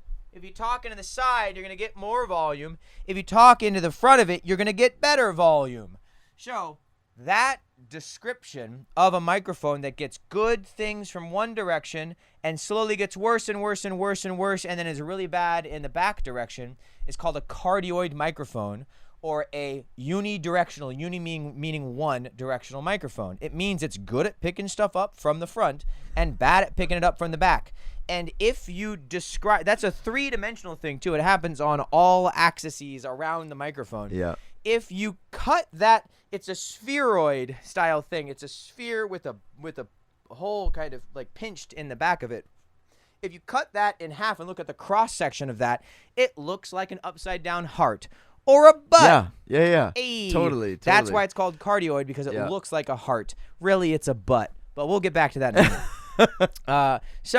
But that's what a cardioid mic means. Cardioid mic Yeah. means unidirectional, means one directional. Wherever you're pointing it, that's where you're good at picking up. What would be the opposite of that? An omnidirectional mic. Okay. An omnidirectional mic is good at picking up sound in any direction. It doesn't matter where, any of the directions of the microphone, it's picking it up. What do you think an omnidirectional mic's polar pattern would look like? if distance from the origin on the polar pattern itself denotes how good a mic is at picking something up, and it picks it up good no matter where it is around that mic, what am I describing right now? I would suggest probably a sphere. Fucking exactly, a Whoa. sphere or a circle. If you take a cross section of a sphere, you get a circle, right? And so a How about we just unidirectional. don't take a cross section of it and just say a sphere? Because the reason why is because usually when you see this, you see a two-dimensional representation, Gotcha. so people will look at Gotcha. circles. So Sure. you're usually Sure. you're showed circles, even though they're cross sections of three-dimensional things. I do my best to think in 3D. Perfect. Well, in that case, it's a sphere. The Yeah. only reason I like saying circle is because usually everyone sees circles. So we start with circles, Sure. and then once they understand that, you say, all right, you take Yeah. that circle, and along the axis of the origin, rotate it 360 degrees, and just let that circle sweep out a three-dimensional object, which Yeah. is a sphere in this case. Yeah. So unidirectional is a butt. It looks like this, and then you sweep that around 360 degrees. Omnidirectional means no preferred direction. Omni from all directions. It's a circle, and you sweep that 360 degrees. You Yeah. get a sphere. Everything else. No, there's- that's the butt thing. So that's not going to be so a sphere. that's a moon. That's a full moon. That's half Okay. your butt. That's Okay. That's a butt cheek. Or I can't remember what. There's a hilarious Vanguard Audio actually does that. There's a bunch of different ones too, but the one I saw was from them, where it's describing all the different polar patterns of like a butt pooping, half of a butt cheek, like the full moon. Wah, wah. So anyway, so everything is, oh man. So there's one more polar pattern that's important, and it's called a figure 8 pattern. And a figure 8 pattern, this is gonna click. Sorry about that. So I'm talking into this microphone, talking. Talk.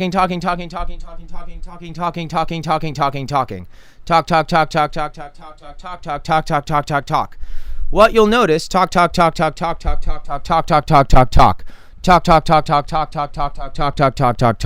What you'll notice when I'm talking into this part is that it sounds really nice and good. I talk in here, you can barely hear it. I talk over here, you can hear it again. So this part sucks, this part's good, this part sucks, this part's good. What that means, I'm going to switch it back, carefully your ears. Sorry about that. So what that means is you get good pickup here, bad pickup in the middle. And so if you take two spheres and you cut them in half, what do you get? Two spheres like this. Hemispheres? If you take two spheres like this and you cut them in half long ways, 2 hemispheres? yeah, you get two circles. You get a figure 8 pattern. You Okay, get two, yeah. so two hemispheres. Sure. But that's why they call that a figure 8 pattern. Show that's every other variation on a polar pattern is generally a variation on one of those three themes. Yeah. You have a cardioid, and then in between an omnidirectional and a cardioid, you have what's called a subcardioid. So it's like kind of bad at picking up from the sides, but it's better at picking up from the sides than a unidirectional cardioid mic. Yeah. Then you have supercardioid, and then you have a hypercardioid, and then you have shotgun mics. And so cardioid starts like this. You get a supercardioid. I think actually one brand has a term for supercardioid. They're the only ones that uses it. Everyone else calls them hypercardioids. If I remember correctly, I might be wrong. I don't fucking remember. Whatever. But hypercardioid is the idea that you make it even narrower. But the cool thing about it is that the physics of it means that if you make this part narrower, you're going to start picking stuff up from the back. Okay. And so that's where shotgun mics come in, is Okay. that if you make that whole connection on the front end of it, it's going to make it extreme hypercardioid, which means only this one column of air is ever going to vibrate the mic's diaphragm in any way, shape, or form. It's the laser style. It's the laser equivalent of a microphone. Yeah. And so that's constructed by the actual housing that like creates, fucking all this weird phasing and stuff inside the microphone's body itself. All this weird fucking cool acoustic shit that's happening in the microphone capsule. But long story short, is that You have, mean that wasn't the long story already? No, long story short. Okay. That's the long story. So the short version is that you have cardioid mics, you have omnidirectional mics, and you have figure 8 mics. Different microphones are good at being different things. You're never going to find a figure 8 mic that's a dynamic. You're generally not going to find a dynamic that's also an omni, if I remember correctly. You're generally going to find condenser mics that have switchable polar patterns because of they have two sets of capacitors with both of them having one fixed plate and one variable plate, and they use variable capacitance across both of them, phased either in or out of phase with each other depending on the switch. In order to create different polar patterns. So you can have variable polar patterns with condenser mics. And then ribbon mics are generally going to be figure 8. Some of them can be hypercardioid, but they're generally going to mostly be figure 8 because of the structure of the construction of the mic itself. And it's fucking cool. Like, each different style exists in its own like world, and all of the different like constructions of them change their relationship to what you're picking up. Yeah. Which again gets back to mic placement, mic selection. Mic as placement, the third. mic placement, mic selection. Fuck yeah. Maybe So, the first thing would be mic selection, mic placement. No, because mic placement's still going to make a bigger difference. Sure. As far as the amount of difference it makes, mic selection, mic placement is still going to make a bigger difference. I think there's no reason to make a specific rule on deciding which comes first, mic placement or mic selection, because either one could be a variable that makes you change the other. If you take a mic selection and you're like, okay, this is what I think is going to work, and then you stick it in a place where you're like, wow, fuck, like this is the dog only place I can do it. Yeah, but absolutely, it sounds like dog shit. Then I need to choose a different mic that has some other kind of... shotgun versus a lav, for instance. Yeah, sure. A lav is... stands for short for lavalier. No. A lav is a... What? Usually omnidirectional. Yeah. You can get different usually ones. omnidirectional, but you will still pick up the difference between a lav and a shotgun, or a boom mic, in the sense of there is somebody operating a boom mic, which should put that boom mic within the vibrational pattern, that the vibrational sound waves that someone is making, as opposed to a lav mic is stuck onto someone in a specific spot, and anyone moving their head around will go for it. So another thing, and please correct me if I'm wrong, and I'm assuming I am, but the dance of the boom mic is like in a scene of dialogue. You're moving, you're like capturing dialogue here, they're responding. They're talking, they're responding. It's the boom operator is making decisions on what the audience is going to be listening to at every step of that thing, along with the actors in the scene and the director and all that kind of stuff. Like, you're making like minute hyper aware decisions on placement by like rotating the angle and doing the thing, like pointing at one actor's face and then the other actor's face as they're responding. And that's a whole thing. 100%. I don't know if there's any director who understands that. Wait, what? Do directors even understand that that's happening with the boom? Of course. Okay, because of course. The things I've worked on, they don't even get it. They don't even understand that like me pointing at your mouth versus pointing at the other person's mouth needs to be taken into consideration. They're just like, look, there's a boom above it. Oh, it means that we got a boom on it. Done. Then in that sense, obviously there are directors on this planet that have some kind of knowledge of filmmaking that have no fucking clue what microphones do and what the sound department in the same does. way that like I have no idea what different lenses do. Sure, I'm sure it does something important. And this is nothing to really break down or tear down anybody. This is really the reason why I'm doing or hoping to take this as far as I can. Hell yeah.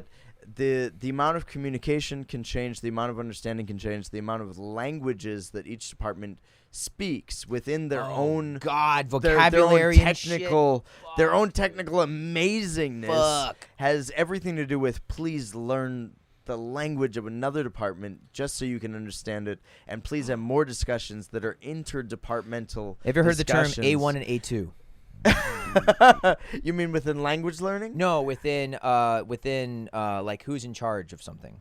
No, wait, maybe. Okay, A1, A2. So it's a term to that live engineers use when they're talking about the setting up a music festival, like who's mixing, who's doing what. Okay. A1 is the person behind the mixing board. Yeah. But it's not just the person behind the mixing board. A1 is the engineer that's fucking in charge. There is Okay. one A1. They're the fucking person who knows what everyone else does because they've worked up through it. They've been the grunt. They've been the load and load out guy. Yeah. They've been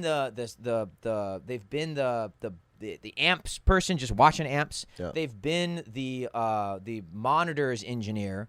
They've been the front of house mixer. They've been every single person in that role. They've been every role in the situation. Yeah. And the A1 knows how to break down and set up and fix every single problem that could ever come up in any situation ever. That is an A1. And the thing is, the A1, because they're so good and they're also so knowledgeable about the entire setup, they have the privilege of doing the coolest thing, which is mixing the front of house board, because fuck yeah, that's the coolest thing. That's what everyone's like, I want to do that. And I'm like, well, in order to do that, you got to do 10 to 15 years worth of shit and buy your own PA and do your own shit. Yeah. Fuck you. So that's an A1.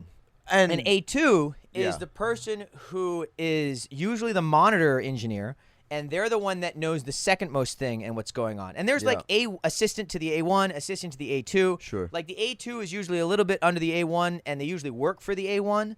But the A2 is almost as knowledgeable about everything. Like if the A1's busy, you talk to the A2. And so, but what the best kind of director would be the film version of an A1, where that person knows everything about every department, knows a boom, knows the sound capture, knows like the video side of it, knows the camera side of it, knows costume, knows set, knows makeup, everything. knows management. That's like the knows holy all of grail of director. But also, That's so much shit. that's so much shit. But That's also, so one thing, much shit. yes, one thing to remember is that you don't want a director thinking about all of those things. Correct. All the Yes. time. Same thing with an A1. The first thing an A1 does is hire an A2. Yes. So that the A2, because usually when you set up a thing, like the monitor engineer is also right next to the amps. So really an A2 is like kind of watching the amps, making sure they're not doing anything crazy. Yeah. There's been so many shows that I've done where I'm an A2 and I'm texting the A1 like, dude, you're like 5 dB close to your limit on, amp 2, hitting the mains on the left. Like, careful of your tweeters on that side. And he's like, stoked, thanks. We'll look into it. And he's adjusting his mix according to that. Via like- text message? Yeah. Like Well- within the same club or same musical production? Yeah, because the monitor engineer is next to the stage, and the Yeah. front of house guy is on the other side of the entire place. Yeah. Like, and if it's like an outside venue or something, Okay. then they're like 100 yards away from me. So you don't So- have some form of like walkie-talkie communication We system? do, but I'm next to a giant PA that's putting out 110 decibels. Yeah, And you're I'm right. next to a stage where the monitors are pushing out 120 decibels because they're fucking deaf. And so yes, we do have a ears system. Yeah. But I'm also deaf. Like I've been mixing stuff like that for so fucking long that I can barely hear the walkie-talkies anymore. So Yeah. I'm like, look, I'll try and yell at him on walkie-talkie about it, but if I can't do that, I just start texting him. Yeah. And that's so much easier. I'm going to text him one text, he's going to look at it when he can, whatever. And so I'm going to start with a text. If the text doesn't work, then I'll go to the walkie-talkie. Yeah. But 9 times out of 10, I'm going to text him first and be like, careful, you're getting close on your left main tweeter amp. Yeah. And he's like, cool, stoked. I'll pull my top end down on the left side. I'm like, whatever. And if it starts peaking, then I'm like, then I get on the walkie-talkie. I'm like, look, you son of a bitch. Like, look at your phone. Ah! Like, and then he's like, stop calling me a son of a bitch. I pay your check. And I'm like, fuck, I'm sorry. But yeah, anyway. But yeah, like but that would be the holy grail of directors, somebody who knows all those things and then has the budget to hire somebody to be the head of each one of those departments. Sure. And then just sits back and like does the directing part of it. Well, that's the idea of the AD system or the RA system in the sense of you have a first AD, you have a second AD, you have a third AD, you have a first, you have a second, you have any number of people to delegate. You have a first all of cousin, these you have a things second to. cousin, you have a first cousin removed, you have a second cousin. Yeah. The point of a director having assistants is to delegate all of that work. Yeah. And so it's fucking great to find a director that appreciates and understands the amount of work that goes into each position, Yeah. that goes into each department, that goes into each goes into each point of the hierarchy in each department. That is like the ultimate dream of mine, that there are just more directors that really understand how much time it takes, how much effort it takes for things to happen within each department when they want it to happen. So they just make a little bit of a better call, or on that sense, or trust the people they hire. Trust the people they hire, or before the director even gets into it, the production is trusting those people. Oh, fuck. Yeah. There's that other step that before the director really comes into the situation of like either pre-production or really just being so involved in production happening. I really want to know what pre-production means to you, because you've used that term multiple times so far, and it means something totally different. I mean, it's the same kind of idea. You try and work out all the kinks before you actually start doing the thing. Hopefully. Like that's the general meaning for it. We definitely need to speak this out loud, that I am not the person that has just done like years and years and years of actual professional pre-production work. I like to think I'm fairly good at time management, and I have some kind of brain that goes along with figuring out systems and how to make them better in some way. That's the thing. Like I'm horrible at time management. I'm horrible at shit. But I've great to fucking meet you. Hi, yeah, right. Look, we literally earlier had a conversation about how I'm never late because I show up when it starts. Like fuck me. Like it's me being my excuse for being late to everything all the time forever. I arrive precisely when I mean to. You are early or late. Exactly. But I am not.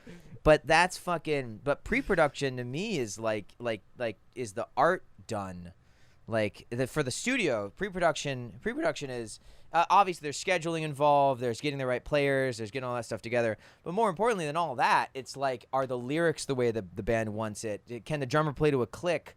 Like there's so many artistic decisions. That's all pre-production. Sure. But if you're doing a musical. Exactly. And all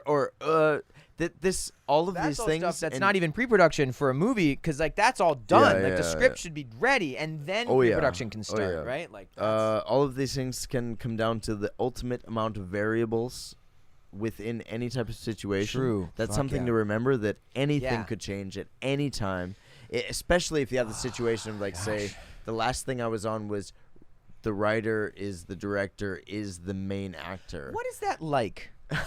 I mean, besides just the largest masturbation fucking of any kind you've ever seen in your life.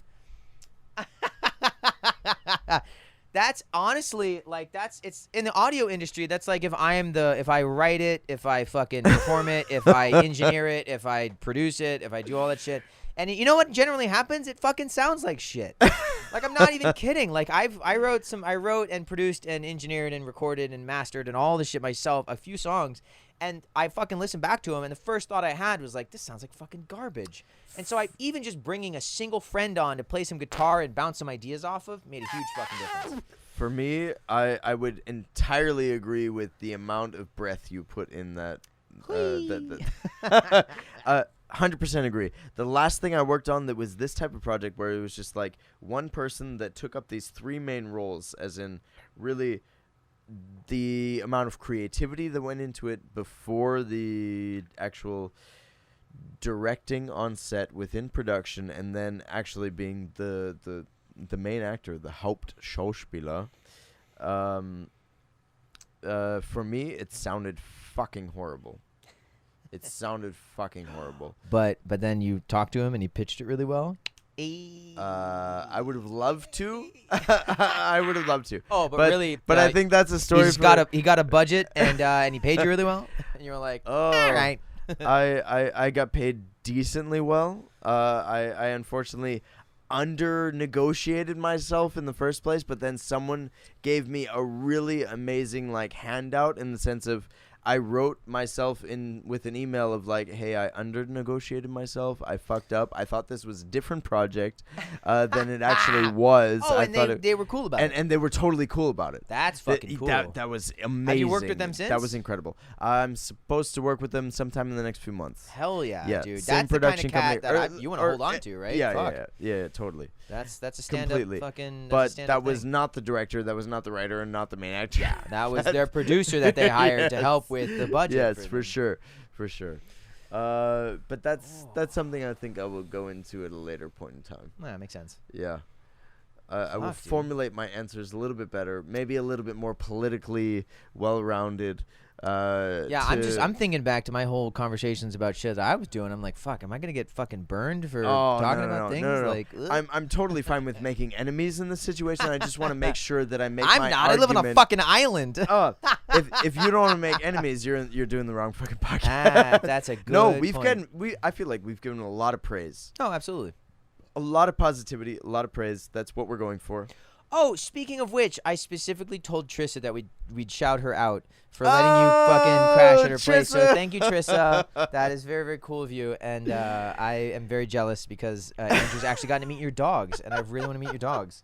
I've met your dogs in person. They are Are they lovely. cool? Fuck yeah. They're lovely. I want to play But with Lobo so bad, dude. What a One fucking amazing cute thing. little husky, dude. Well, hold on. You have to understand. Penny's cute too. Don't get me wrong. I'm He's not what? saying Penny is cute too, but Oh, yeah, Lobo's both fucking of bad. them are cute. I Both want to of them- have a rancorous play date. With Hold on. Lobo. Okay. One thing to really take into consideration. Do you know dog language? Yes, I grew up dogs. Okay. Yeah. So, big thing. Ignore the fuck out of them in the first place. Yeah, so Let they're curious them about you. Decide Yeah. when they're going to interact, how they're going to interact. Absolutely. That whole kind of a thing. That has a lot to do with Trissa's amazing dogs. Her amazing dogs. Yes, I loved them. I was to give me a couch to sleep on. This random traveling motherfucker that has decided I'm going to make a boom operator masterclass. I'm going to make this fucking this podcast that just has to do with let's talk about shit and find some way to move forward. Let's find some way to work better with each other. Let's find a better way to communicate. Yeah, that's what I'm trying Fuck, to maybe do. we should have started with that. No. Let's end with it. Because if anyone makes it through this thing, the There we golden go. nugget They've is learned at the everything. end. Yeah, It's at the baby. Hey, This congratulations to fucking you. 3-hour podcast. You, yeah. Basically 3 hours at this point. But 3 hours ain't bad. You know I what? mean, And it's 3 1-hour podcasts. This is the primary, secondary, and tertiary. Whoa! It's those fucking words. I just really wanted a fucking reason to say tertiary. I feel like tertiary doesn't get enough love. That's such a cool word. same way I feel about defenestration. Defenestration. Yeah. Is that throwing someone out of a window? Yes. Well, yeah. anything. It could Throwing- be an inanimate object or a person, but Nice. the point is if you defenestrate something or someone, Throw it out of a window. they find some way to make their way through the window So to the outside, my which is not the favorite inside word. anymore. my favorite word is lyricistolessness. Lyricistolessness. Yeah. I feel like I just pronounced that correctly You the did. first time. Yeah, I absolutely did. Lyricistolessness. Isn't it a fun word to say? Like your tongue dances in your mouth when you say it. Can you- Lyricistolessness. Lyricistolessness. God, I love it so much. Can you please define this So lovely word? lyricistolessness is the state in which one is lacking a lyricist. If you need a lyricist and you do not have one, you are in a state shit. of lyricistolessness. Hostesslessness is another. If you need a hostess and they don't there, they're not there. Lyricistolessness. Yes, Now I get it. lyricistolessness. So basically, one could turn that into a shorter thing of saying, if you're without a lyricist, you're fucked. Or you just don't have a song, right? But it's just so fun to say. Lyricistolessness. Lessness as a not enough suffix ending. Prefix suffix. Yeah, in suffix. this situation. Yeah. Lyricistolessness. It's my favorite word. Can I It's a try shitty it? ass word to say on a mic though. Can 'cause I it's tr- all sibilants. Lyricistolessness. Can I try to teach you the longest German word I know? Sure, fuck yeah. So, I'm gonna fail, but I'm fucking for it. Let's do it. so the longest word in German that I learned the first time I went to Germany was Bodenschleifmaschinenverleih. Bodenschleifmaschinenverleih. Bodenschleif. Bodenschleifmaschine. Bodenschleifmaschine. Verleih. Bodenschleifmaschinenverleih. Verleih. Bodenschleifmaschinenverleih. Get a little bit in between on the last one. Bodenschleifmaschinenverleih. Maschinenverleih. Maschinenverleih. Just a tiny little bit Verleih. more R in the Verleih. Bodenschleifmaschinenverleih. What does that mean? That is Means a eat a dick, hit me. Sorry. I'm sorry. So That is a rental company that rents out floor sanding machines. Oh my God. And that is what we're gonna end this wonderful, amazing podcast on. Bodenschleifmaschine for life. Like, comment, subscribe for fucking what sand rental companies. I don't fucking whatever the fuck you do. Oh, dude. Ambiance Podcast. We come to you wherever you might be.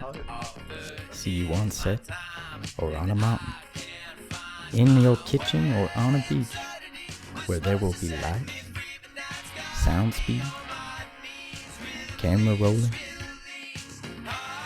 action.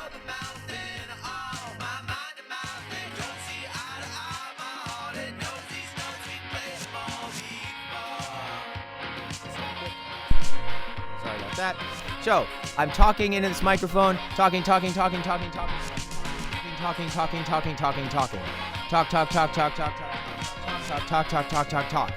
What you'll notice, talk.